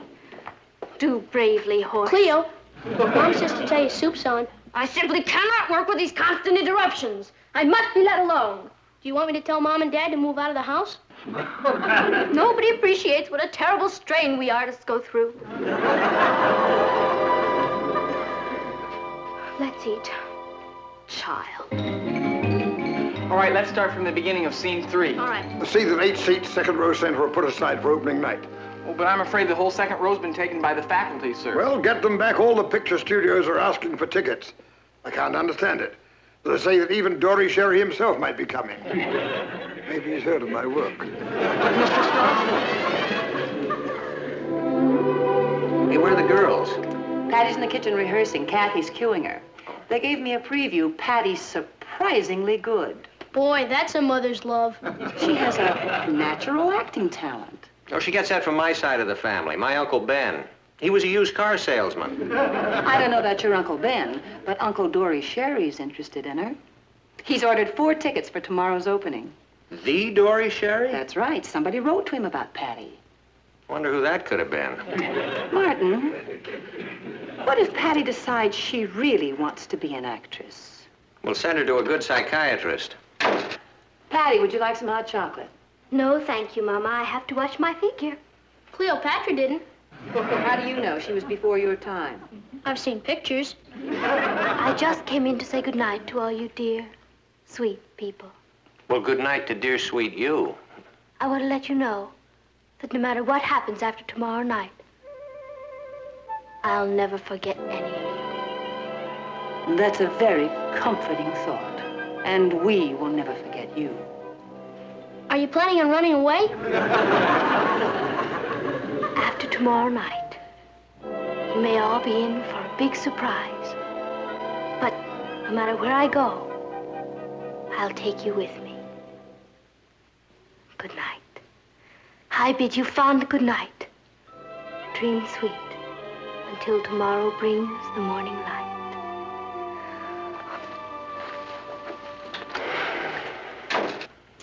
I wonder if they could build us a ham-shaped swimming pool. In certain circles, that's called the prima donna bit. You know something, Natalie?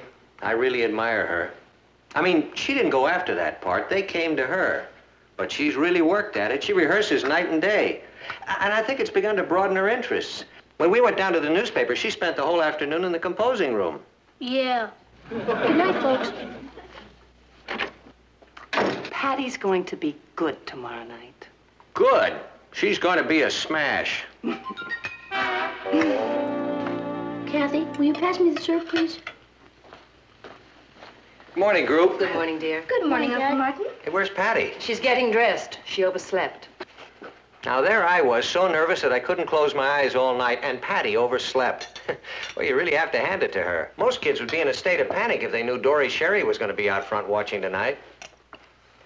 There's our little star. Good morning, darling. Good morning, Patty. Hi, sis. Hi.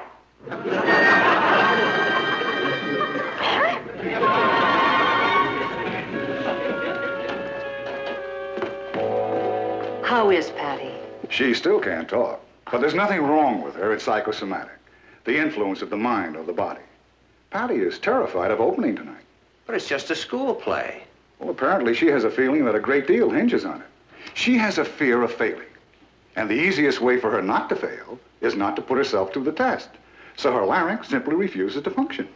Why don't we try putting her in front of a telephone? Martin, Oh.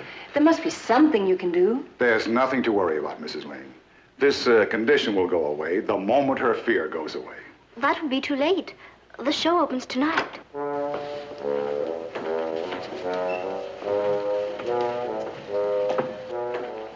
I'm so sorry. Why don't you go back to bed? Do you want to go to school? You want to go to school and tell them that you're not going to be in the play. What are you going to say to them?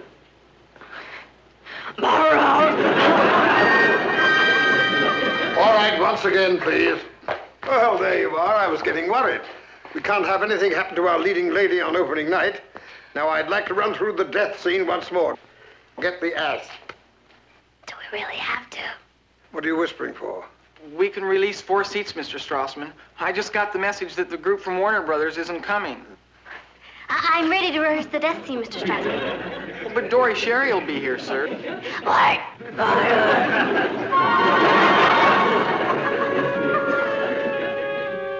I feel disloyal taking your place, Patty. You should be on that stage tonight. Well, that's show business. There'll be other shows, dear. Sure there will. Gee, I'm sorry about this, kitten.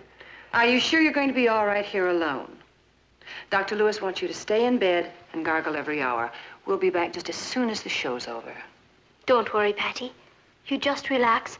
Know that I'll be right there, doing the best I know how. I won't be as good as you, of course, but the audience won't be disappointed. I mean, Cleopatra will be on that stage tonight. I want to wish you all the luck in the world. I'm getting my voice back. I can play the part. You'll see Dory Sherry. There. Shall we get the show on the road?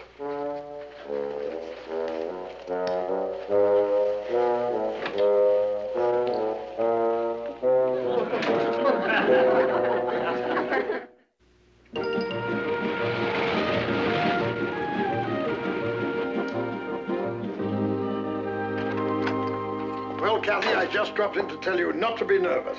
I'm not. Oh. Well, you'll be fine. But just remember, speak up. Ringing tones. Not now to hear thee sing. Not now to hear thee sing. Well, that's the general idea. And remember the colors. I'll try. All right, break a leg. Break a leg. Not now to hear thee sing. Not now to hear thee sing. Not now to hear thee. Oh. Hello? Oh, hello, Mr. Castle. No, they're not here. They went to the theater. It's our annual school play. I was supposed to star in the production of Antony and Cleopatra. Can you hear me? You can? Thank you. Bye. Not now. to hear these things.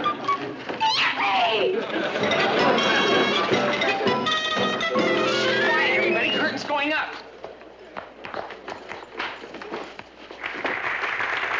Nay, but this dotage of our generals o'erflows the measure.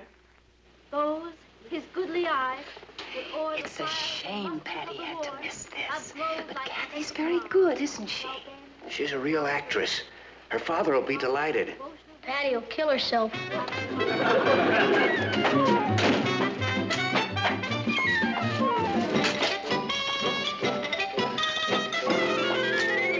You're doing fine, Kathy. Do you really think so? Mean it. Mean it. It's dying. There's no fire. And they say we shall end battle by the second hour in the morning. Where's the Queen? That's your cue. I'm sorry I'm late, Mr. Strutton, but I couldn't help it. No, but over there. You're supposed to enter from over there. Thank you. Oh, no, never mind. It's too late now. Go on from here. The Queen, my lord, the Queen. Oh, my lady, I have news. I stand here. I have news. Speak up and answer my forebodings. I talked to Caesar, O Cleopatra. I cannot hear you. I've talked to Caesar, O Cleopatra. Come, falter not, but tell me the tidings. Yes, tell me, ere my heart is melted in its own anguished fire. The message, I implore you. The message, I implore you. Anthony? The news is evil. He sends so poor an opinion of his wing, which has superfluous kings for messengers. Agrippa has begun to fight. Caesar's will is that I shall be taken alive. Oh, Anthony. How heard you this? Secured for me this message, written in the greatest of secrecy.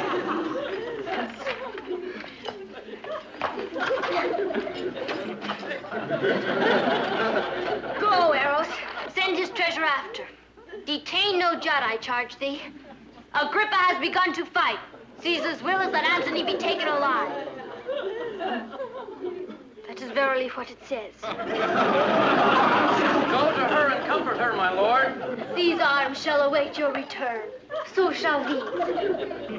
I am finished with thee, with both of thee. I bid you adieu. Give me my robe and my crown. I have immortal longings in me.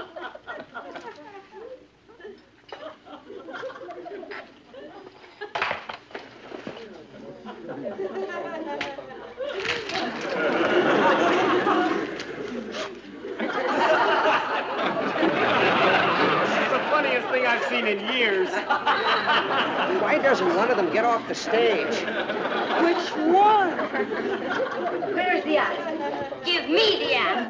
I was here first. It's my ass.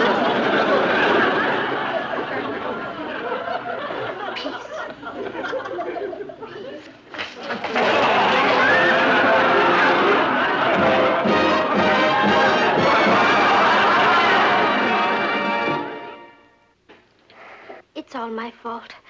I should have gotten off the stage when you came on, Patty. I just got caught up in the part. I'm sorry. It was all my fault. I never should have barged in on you. You were in the middle of a show. Well, you should hear the audience. We're a smash. It's the best comedy I ever directed. I want to thank you for one of the most enjoyable evenings I've had in years. Oh, my name is Ryan. I'm a talent scout for 20th Century Fox. You were excellent, young lady. Thank you, Mr. Ryan. But you, you were sensational. Her name's Patty Lane. L-A-N-E. She's my sister. She's our daughter. Oh, well, you must be very proud. I think you've got a movie star on your hands. We have a picture coming up with a part that's perfect for you. You can come in tomorrow with your mother and father and discuss contracts. What do you say to that, Patty Lane?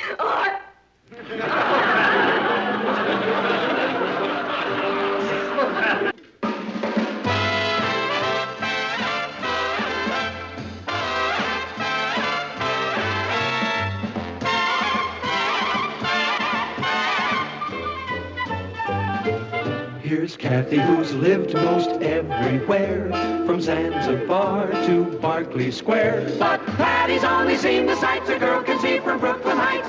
What a crazy pair, but they're cousins, identical cousins, and you'll find They laugh alike. they walk alike, at times they even talk alike. You can lose your mind when cousins.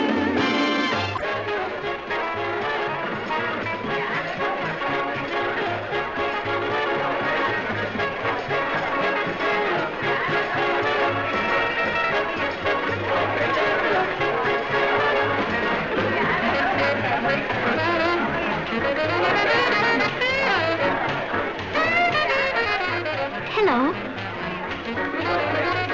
Hey, chick, let's swing.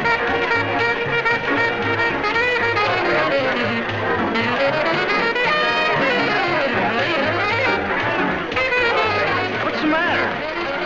Kath hasn't danced once all night. Well, maybe she's anti-boy.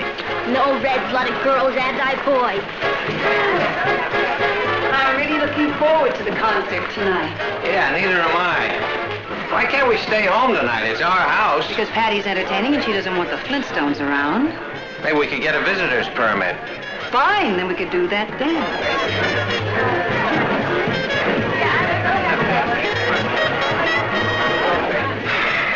Let's go.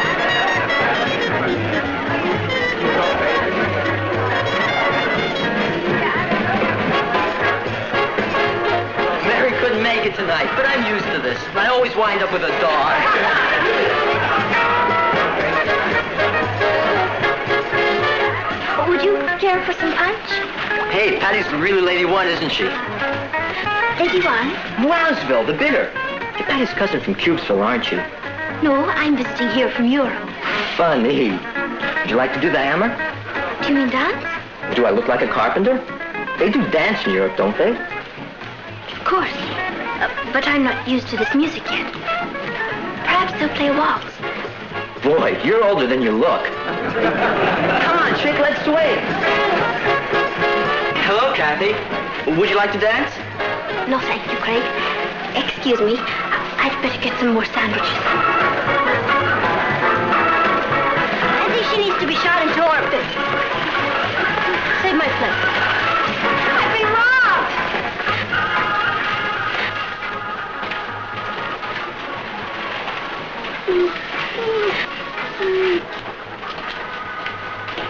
Hello, Tiger.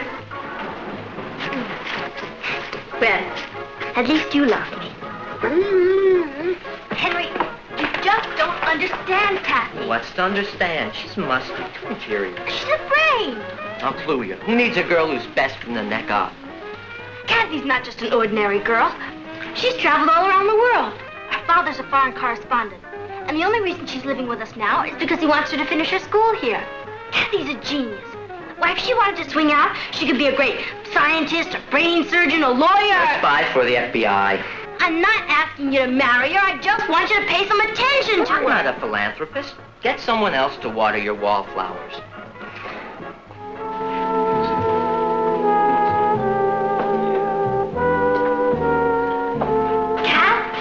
Harry's just dying to dance with you.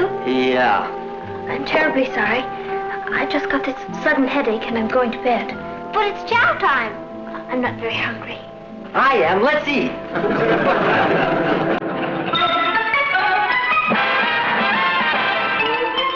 Meet Kathy, who's lived most everywhere, from Zanzibar to Berkeley Square. But Kathy's only seen the sights a girl can see from...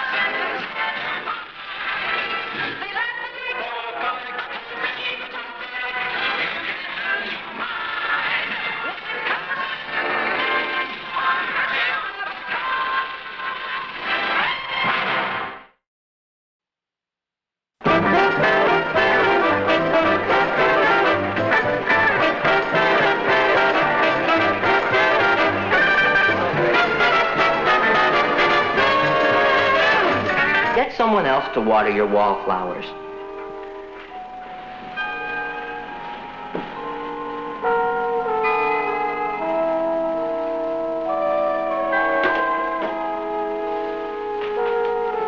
Hi, Kathy. Can you have chow with me, and then we'll cut it and cool it and make the big scene? Later, Pound Cake. I've got to dig Kathy. She's Lady One, Wowsville. Kathy, I've got 2 front row seats for the latest hit play. Excuse me, Patty. I'm going to try and get a date with Kathy. I'll bet she's the most popular girl in the whole world. I'll break my date with Patty and take you bowling. You promised to have dinner with me. Please don't fight over me. It's too embarrassing. I'm afraid I'm all booked up. The only night I have open is New Year's Eve, 1973. You don't have to go bowling. Frankie Avalon opens tonight, and I've got a buddy who can get us in. I'm terribly sorry, Richard. I have an engagement for this evening. That must be he. Ta-ta.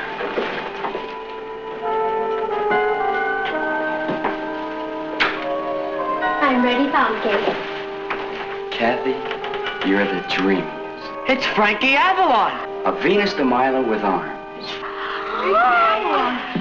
Down, beasts. Another time, perhaps. Bye. Bye.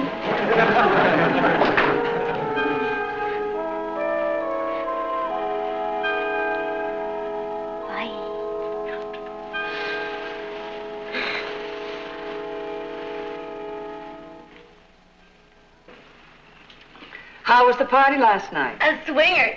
You should have seen Tiger dance the hammer. That's a sight I could do without. Did you enjoy the party, Kathy? Oh, yes, Aunt Natalie. Boy, you sure go with a bunch of loudmouths. I couldn't sleep. I know. You were too busy sneaking downstairs. It's my house, too. I got a permit.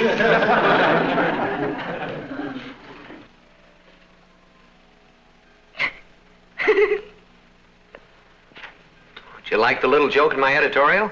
I'm not reading your editorial. That figures. May I ask what you do find so amusing? Aunt Jane, listen to this. Dear Aunt Jane, my boyfriend is a musician, but he's very shy. How do I get him to kiss me? Here's her answer. Pretend you're a saxophone. Who's Aunt Jane? She writes a know-how column for tight pants and sweets. What?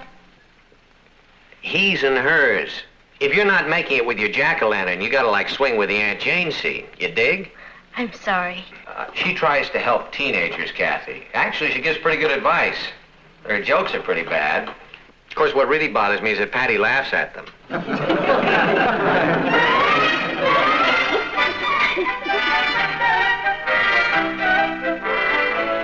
Dear Aunt Jane, I sincerely hope you can help me with my problem.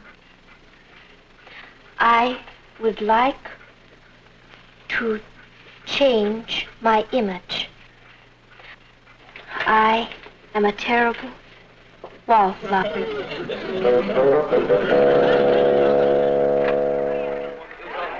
I've had wardens in my time, but old man Millhouse is a monster's monster. Oh, he's an excellent teacher.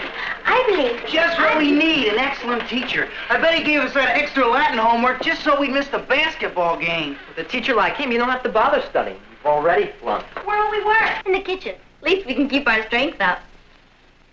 Come on, Cat. I'll be along in a minute. Okay, later.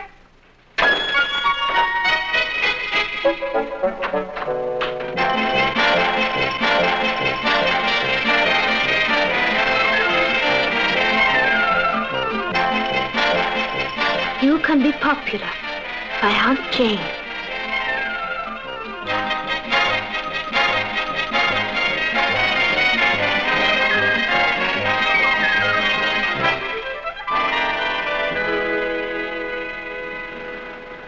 Anyone can be popular, but there are certain rules that you must follow. Are you willing to do this? Oh, yes. There are a few simple tricks that will help you. For instance, when you are with your date and you find yourself tongue-tied, smile. Wider. Rule 1. Popular people are generous people. They give of themselves. Offer to help your friends. Yes, I'll do it right away. You're a smart boy.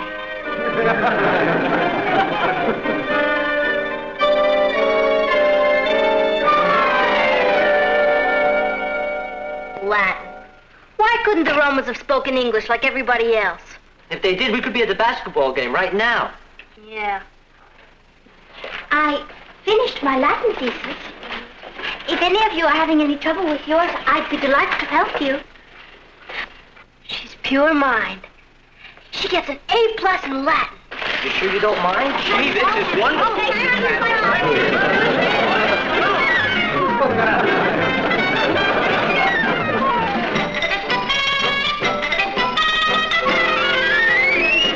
Rule 1. Offer to help your friends. Now that you have conquered Rule 1, we can move on to Rule 2. You have proved you are generous, and it worked out fine, didn't it? Certainly helped my Latin. Rule 2 is, always be honest and frank. Your personality will become a magnet that attracts weaker people to you. The only way to help people is to tell them the truth. Remember, no one respects a dish rag. That's it. I've been a dish rag.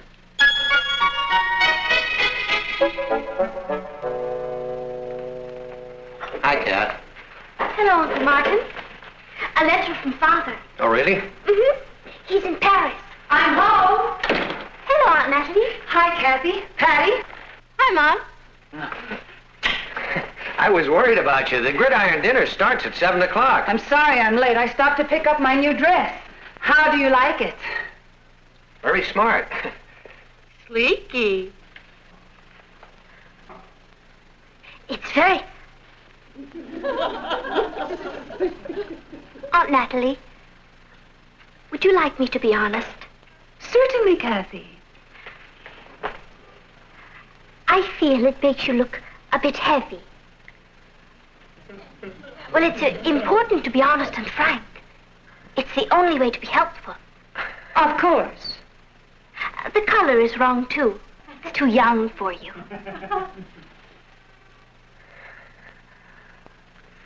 Thank you for your honest and frank opinion. If you'll excuse me, I'll go change into something thinner and older. Oh, now, honey, don't get your feelings hurt. It does make you look a little hippie. I think Kathy was right to be frank. Nobody likes a dish rack. That's right. Is it? Then you might take off the one you're wearing around your neck. This? Well, you love me in bow ties. That was 20 years ago. Your neck was thinner. It makes you look like Joe College.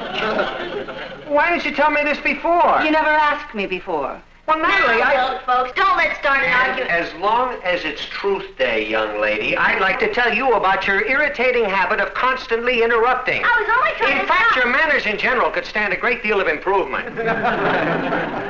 Excuse me. Yeah, excuse me.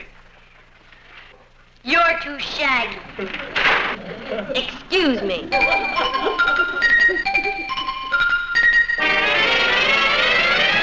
I only followed Rule 2.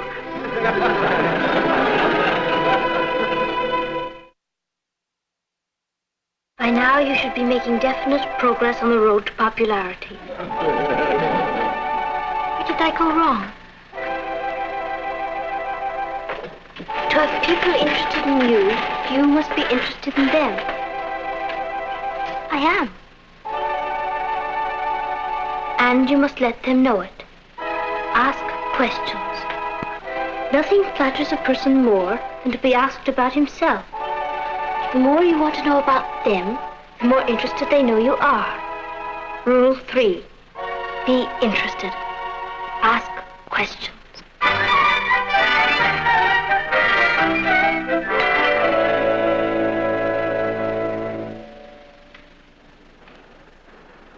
Hello, Craig. Hello, Kathy. Is Patty home? No, she isn't. Can I help you? I just wanted to return her math book. Oh, I'll give it to her for you. Okay, thank you.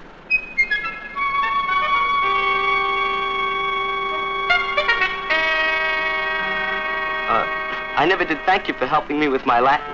That's That's all right. It was really nice of you. Well, I mean, you don't find many girls who go out of the way to help you with your Latin. I was glad to do it. You're a very unusual girl, Kathy. Am I? Maybe it's because you were brought up in Europe. But you're awfully continental. In a nice way, I mean. And you're very honest. Rule 2. What? I make it a rule 2. Oh. I mean, nobody likes a dish rat. I never thought of it like that. You're very interesting. I'm usually pretty shy around girls, but you're very easy to talk to. So are you. I'm usually shy around boys. You? Oh, you're kidding me. You probably dated a lot of older men. Europeans.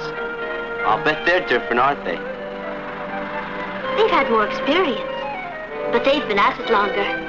Yeah.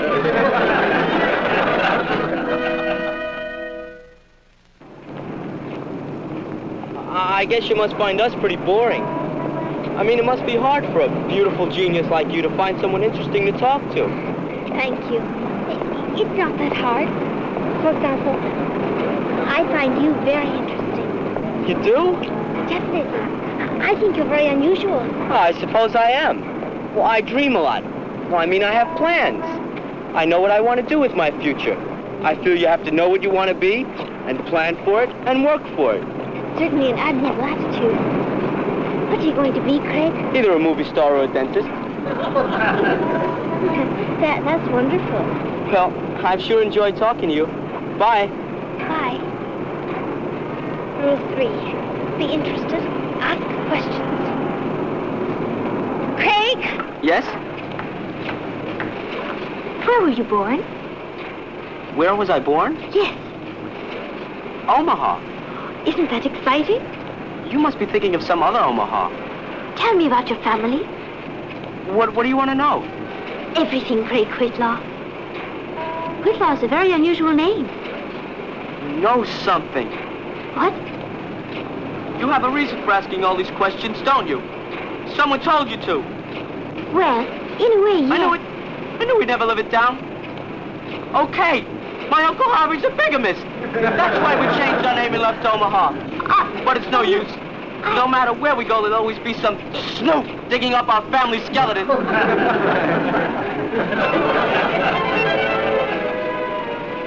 Be interested. Ask questions.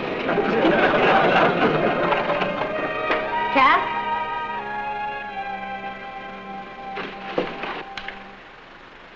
Cap? Don't you want any dinner? What's a thorn? Me, in everyone's side. I'm going to be the youngest old maid in America. Holy moly. You can be popular. No, I can't. Even Aunt Jane couldn't help me. Only 3 lessons and everybody hates me. Some people are just meant to be wallflowers. Perhaps I'll be a lighthouse keeper. You're no wallflower. Why, you're the smartest girl I know. That's not what counts. Not with boys. And boys are what count. You're smarter than I thought. But you can't be a wheel by reading a rule book. That's fakey. If you want the monsters to dig you, you have to light your own scene. Don't be dual. Dual? Don't you speak any English. Be yourself. When I'm myself, I'm by myself. You have to work with what you've got. What have I got? That's what we're going to find out. It should be easier. You've traveled all over the world. I could talk about the Louvre or La Scala. That's how you wind up being babysitter to a lighthouse. It's no use. Dancing's always a good gimmick. I mean, you start out with the boy's arms around you. I can waltz. Marvy, is that the only dance you know? I don't know any of the latest dances, except for some Zambezi tribal dances Father took me to in Africa. They were quite interesting. Great. I've got a Zambezi tribal dance around my hands. Of course, I don't have the downbeat, but the rhythm goes like this. You're in orbit! Well, Zambezi people are river people, and they start by pulling in their boat. And then they inspect the nets. Cuckoo! Isn't that wild? And then they push the boat to the river.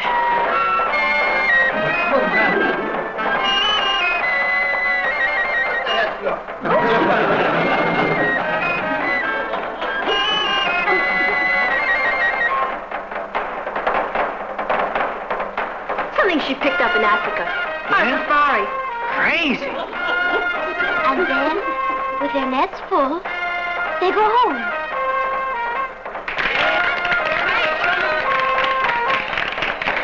Kathy, show me this part again. Oh, well, that's pushing No, down. show me this one. Oh, now let me see. How about this part? Pushing the boat and then rowing in No, how about this one, Kathy? Show me. Why don't we all learn it together? Let's start with pushing. It's an authentic African tribal dance. Yeah? And then... Boy, I really dig that exotic bit. Let's try it.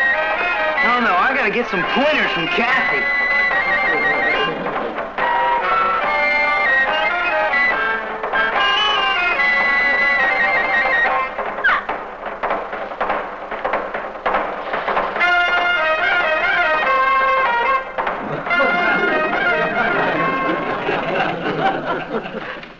Hello, Uncle Martin. Hello, Kathy. I'm sorry I'm late. Craig and I stopped at the library. You've had half a dozen phone calls. The messages are on the table. Thank you. That is a lovely dress, Aunt Natalie. This old thing, why, it's 5 years old. It's very becoming. It makes you look so slim. Thank you. I don't know how long this new phase is going to last, but I like it. I read your editorial today, Uncle Martin. It was brilliant. Let's not overdo it. I'll get it, Aunt Natalie. Hello? I told you not to call me. We have to be careful. I can't talk now.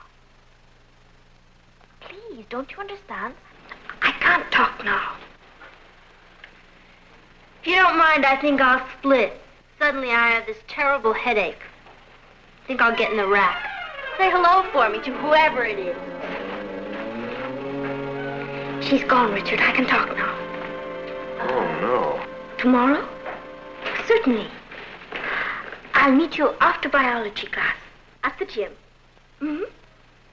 Oh, you'd better make it around the back so she won't know. Fine. Good night. You're, seeing Richard? I was trying to think of a way to repay Patty for being so wonderful to me. So Richard and I are planning a surprise party for her. Won't she be thrilled? I know I am. Dear Aunt Jane, I have this terrible problem. My cousin is a rat.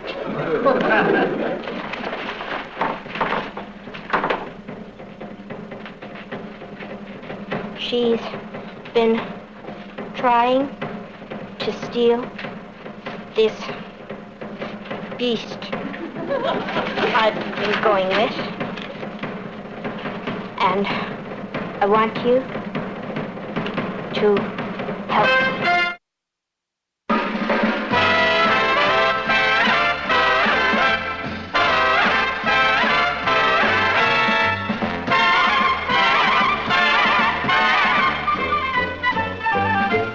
Here's Kathy, who's lived most everywhere, from Zanzibar to Berkeley Square. But Patty's only seen the sights a girl can see from Brooklyn Heights. What a crazy pair, but they're cousins, identical cousins, and you'll find they laugh alike, they walk alike, at times they even talk alike.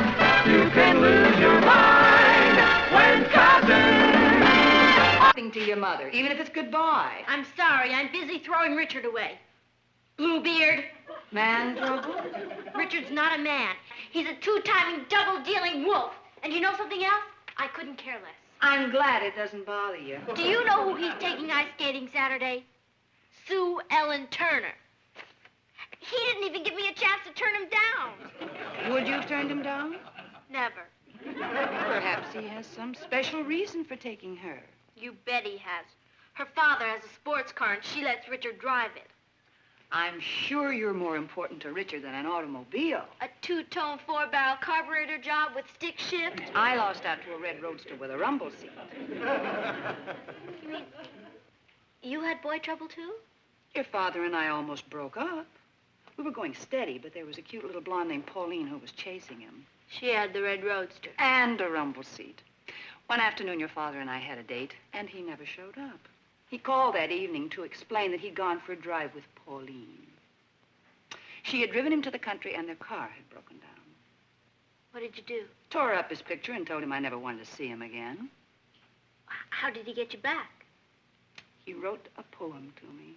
A poem? That's right. A beautiful love poem. I was so flattered, I married him a week later. Oh. You talk to Richard. I'm sure everything will be fine.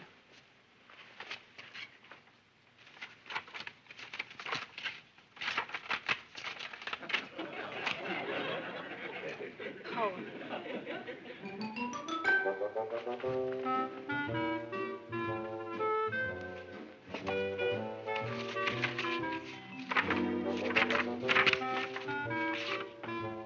Love poems.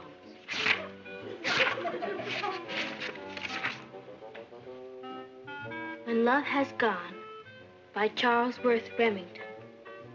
When love has gone, love has gone. The skies cry bitter rain. The skies cry bitter rain.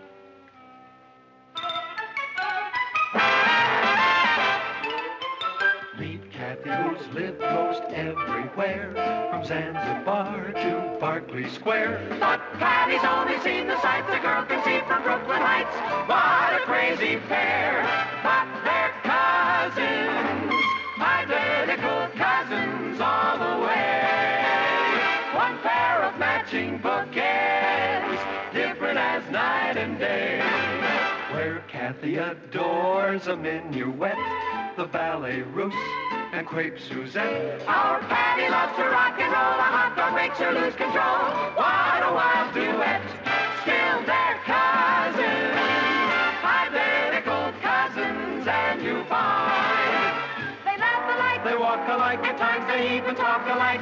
You can lose your mind when cousins are two of a kind.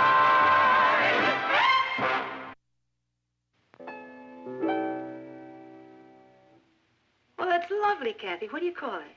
I don't have a title for it yet, Aunt Natalie. How about Stardust? You're very talented. Thank you. I studied composing when Father and I were in England. I had to give it up when he started traveling around Europe for the newspaper. Have you heard from him this week? I got a letter this morning. He's in Bombay. Happy afternoon, everybody, dear. Richard's taking you ice skating Saturday. How did you know? I'm psychic. He chose you over a sports car? He's sick. How'd you like to be a test pilot in a rat trap factory? Boy, when I grow 6 more inches, am I gonna get you? Sibling. How did you get Richard to change his mind?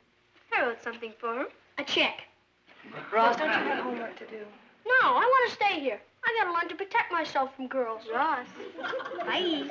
I'm going. What did you write? A poem. You didn't. How does it go? You know, just like any other poem. Well, let's hear it. All right.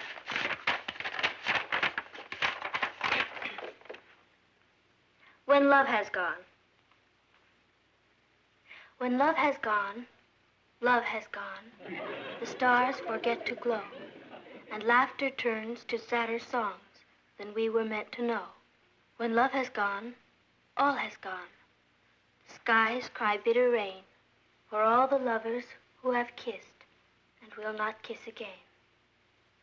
That's beautiful. Patty, I'm really impressed. It was nothing. Either you have literary talent or you haven't. Before we have to take off like a herd of turtles, I'd like to remind you that this is the final week of the Jimmy Dean Songwriting Contest, and your entries have to be in before or postmarked before midnight Friday.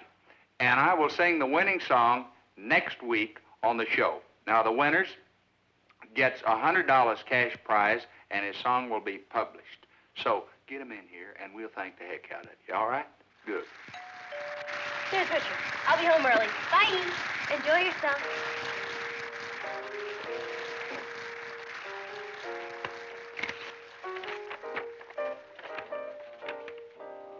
When love has gone, when love has gone, love has gone, the stars forget to glow.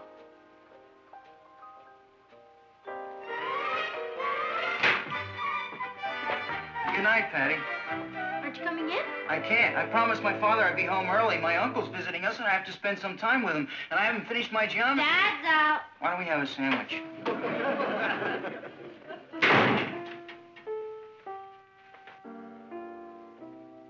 Hi, Kat. You're just in time. Listen.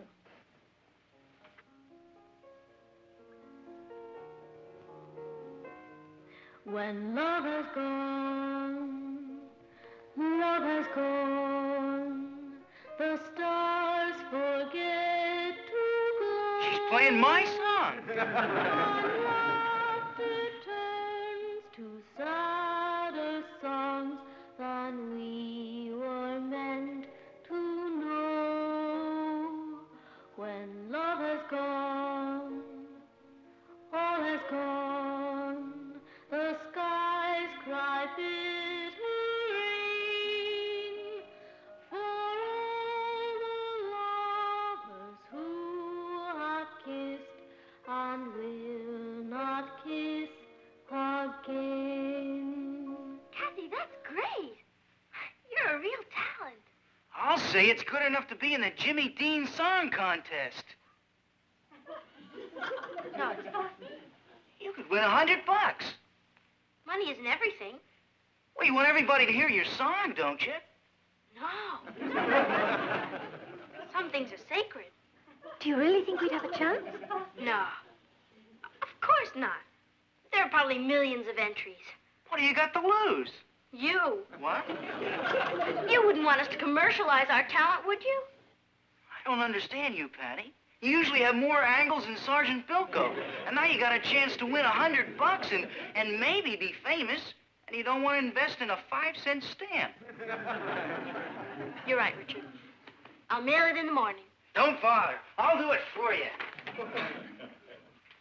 No. It's my song. I'll mail it. It's all the same postal service. Do you know what it'll mean if you win? Do I?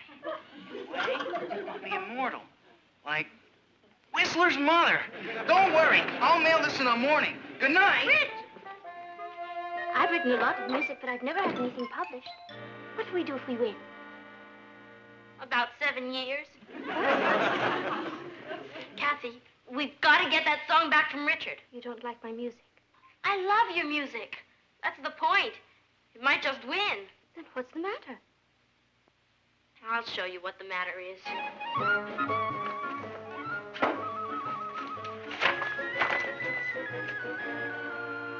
When love has gone, love has gone.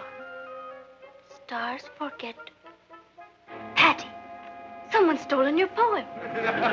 Boy, you really love me, don't you? I stole it. Patty, how could you? With my crooked little pencil, that's how could I. But I only did it to get Bluebeard back. I didn't expect it to go in any contest. Now do you see why we can't enter it? You know what they can do to you for plagiarism? No. Neither do I, and I don't want to find out. But we'll just have to tell Richard the truth. Have you ever seen Sue Ellen on ice skates? If Richard takes her ice skating, I'm sunk. I know what we can do. I'll call him and tell him I've decided I don't want my music entered in the contest. Then he'll never have to know about the poem. You've done it again. We'll call him first thing in the morning. Don't take any arguments. Just tell him you want the song back. Be firm. Hello, Mr. Harrison. This is Kathy Lane. I'm sorry to bother you so early, but I have to talk to Richard. It's urgent. It's urgent. He what?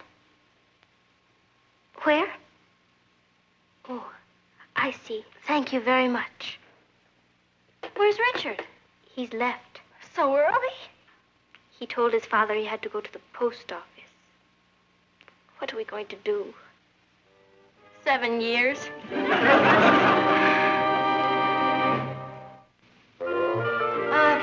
Papo, you're sort of an expert on everything, aren't you? Nobody's an expert on everything, but a good newspaper man has to know a little about everything. I'll bet you've had a lot of interesting experiences. I mean, like, running into cases of plagiarism? Plagiarism is a pretty serious matter, Patty. How serious? Well, it's a statutory offense. Plagiarists can be fined as much as $10,000. $10,000? And 7 years in jail. I don't think I'm very hungry. Would you excuse me? I'm not very hungry either. What if it doesn't work? Will you stop worrying? Would I get you in trouble? Yes. I know, it's really a great song, except for one thing. It stinks. Mr. Kramer, it has all the qualities of 3 coins in the fountain. It has one quality. It's all wet. No more songs today. My ulcer can't stand it. Mr. Kramer, we'd like to take a song back. What do you mean you'd like to take a song back? We sent in a song for the Jimmy Dean Song Contest. That's right. And we've changed our minds. We've decided not to enter it. Is that darling? They decided not to enter it. We've gotten over 50,000 entries. Biggest contest we ever had. You can have your little song back. We've already narrowed it down to 3 entries. Give them back their song. Gee, thanks, Mr. Kramer. We can't tell you how much we appreciate it. Do you want some real good advice? Don't be songwriters. We'll find your song and mail it to you. What's the title? When Love Has Gone. When Love Has Gone? That's one of the 3 that we have in the finals. It can't. By Patty and Kathy Lane. That's you 2, right? Which one of you wrote the lyrics? Come on, don't be modest. I did. Can you imagine someone that young writing lyrics like that? Ooh, you got real hot. It got me. Yeah. The skies cried bitter rain. All the lovers that have kissed and will not kiss again. It put me away. Thanks, Mr. Kramer, but if you don't mind, we'd like our song back. Then you'll only have 2 contestants to worry about. Modest. You can always tell the real pros. Really. You know, if you took your song out of the contest now, people would think that the contest was fixed. Now, you wouldn't want anybody to think something crooked was going on, now would you? No, sir. However... Good. Be sure to watch the Jimmy Dean show next Thursday night. Real hard. How did you get us into this? Me? Yeah, you and your music. You were the one who told me. We have nothing to be panicky about. The other 2 songs are probably great. Of course. And even if we did win, Charlesworth Remington probably doesn't even watch the program. He's a poet. He probably can't even afford a television set. Most poets are poor, broken-down beatniks. If he was famous, like Robert Frost or Carl Sandburg, we would have heard of him. Exactly. He's probably struggling along in some tiny garret in Greenwich Village, cold and hungry. If the song wins, we'll send the check back to the publisher and ask him to track Mr. Remington down and give it to him. That's a great idea. Stealing his poem is the biggest favor we could have done him. Kathy, we've taken a starving, broken-down poet and given him back his self-respect. You know what we are? We're patrons of the arts. And now, ladies and gentlemen, the moment we've all been waiting for. The announcement of the winner of the Jimmy Dean Song Contest. And here he is with the good news, Jimmy Dean. And I thank you. We have, ladies and gentlemen, looked through thousands and thousands of songs, and picking a winner wasn't an easy thing to do. There was one song, however, that we kept coming back to. My song. We believe that this song is going to be a big, big one. It's the kind of a ballad that people have enjoyed for years and years. Well, for heaven's sakes, why doesn't he give us the name of it? It is my pleasure to introduce for the first time on TV, When Love Has Gone. Lyrics by Patty Lane, Music by Kathy Lane. Congratulations. You realize that everybody down at the Chronicle is watching this, even J.R. Shh! I want to hear my song. When love is gone, love has gone. The stars forget to glow, and laughter turns to sadder songs than we were meant to know. When love is gone, all is gone.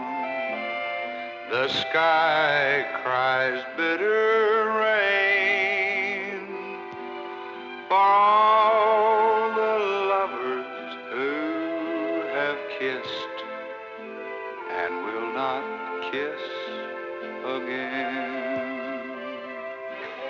Are you certain that old Remington doesn't have a television set in his garret? Positive. I can't hear my song. Isn't this exciting? There must be 20 million people listening to this song.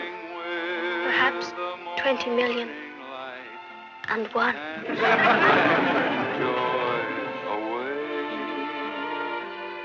When love is gone, life is gone. The world's a spinning stone that's lost in space, and we must face our journey all alone. Our journey all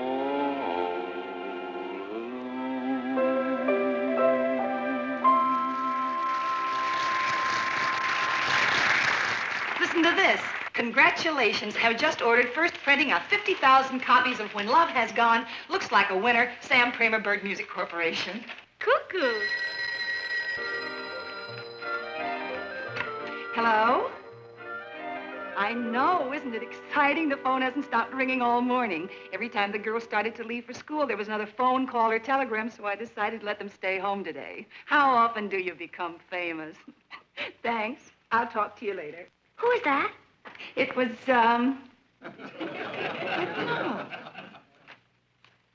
Here's an offer to do a week in Las Vegas. If you get one to go to Timbuktu, grab it. You never know when you might want to see Timbuktu. I'll get it. Hello? This is Patty Lane. It's Swing Time magazine. They want to do a telephone interview with us. Yes? How do I work? Well, it's a matter of inspiration. I mean, either you have it or you don't. I like to work in a darkened room, facing north. Mm-hmm. Well, a lot of calls have been coming in, but I don't know if I want to make songwriting my life's work or not. Fame is so fleeting, isn't it? Well, I may do a Broadway show or two, and then I'll see. Would you like to talk to Kathy? She can't come to the phone right now. Oh, we'll be in all day. You can send the photographer out any time. Oh, thank you. Bye. Swing Time magazine is sending out a photographer. Can I get my hair done? Of course. I don't think you have to bother. Why not? Please arrange to be home this evening at 8 o'clock. Coming to discuss very important matter. Charles Worth Remington. Who is he? Starving beatnik from Greenwich Village.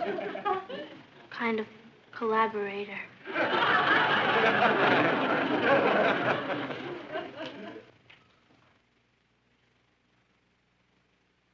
How serious is it, Martin? That depends entirely on Remington. He's probably boiling mad. And he has every right to be. He's not only been cheated out of his glory, he's been cheated out of his money. We didn't mean to cheat him. I have a hard time proving that. What if we gave him some money, in addition to whatever he makes on the song? We're going to have to. It's the only thing we have to trade. We'll put his name on the lyrics and give him all the royalties and offer him a cash settlement for damages. What if he refuses to settle? And we'll face that when we come to it. He either wants money or vengeance. That could be him now.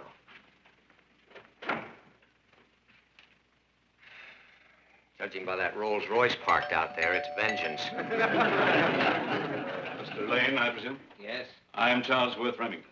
Very pleased to meet you. How do you do? Won't you come in, sir? Mr. Remington, this is my wife, Mrs. Lane, my son, Ross. How do you do? My daughter, Patty, my niece, Kathy, my dog... this is Mr. Remington. Won't you sit down? No, thank you. This won't take very long. I'm here about that song that was played on the Jimmy Dean show last night. Yes, we know. You also know who wrote the words to it? Yes, sir. You did. That is correct. 25 years ago. It was all my fault. Kathy had nothing to do with it. I'm just as guilty as she is. I'm an accessory off to the fact. It was all my idea. Just let me handle this. Now, we are fully prepared to make any restitution you ask, Mr. Remington. Restitution for what happened last night? We'll do anything. You already have. You can say that again. I wrote that poem to a girl called Alice. She was the love of my life. We'd had a quarrel, and I wrote the poem to show her how I really felt about her. It got lost in the mail. Of course, I didn't know that. When I didn't hear from her, I assumed that she wasn't interested in me any longer, so I left the country. I went to Australia, where I started a sheep ranch. I became very rich, but I never forgot Alice. What I didn't know was that she finally did receive my poem. And she tried to call me to tell me that she loved me too. But of course, I had left by that time. She even had the poem published, hoping that I would see it. All these years that I've been searching for her, she's been searching for me too. We had just about given up hope of ever finding each other. When last night she heard my poem set to music. I heard it too. We both went to the television station. We met. I'm going to cry. So am I. Alice and I are leaving on a round-the-world honeymoon trip tonight. Then you're not mad at me? I owe you a great deal, young lady. I came to thank you. I told you we were doing something beautiful for someone. I can't tell you how happy you've made us all. Oh, there's just one thing. Alice thinks it was my idea to have the poem set to music, and she's very romantic. I don't like to disillusion her. I won't tell anybody. What about all the money from the song? Oh, you can do what you like with that. Well, Alice is waiting for me, so once again, thank you all. Bye. I'll see you out, Miss Remington.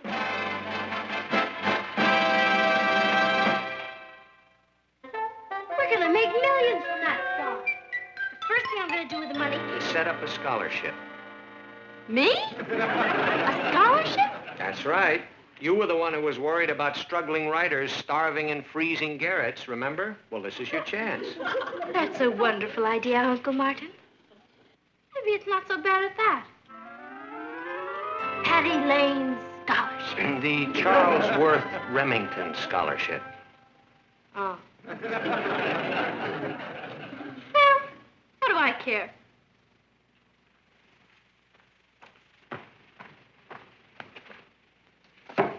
There's plenty more where that came from.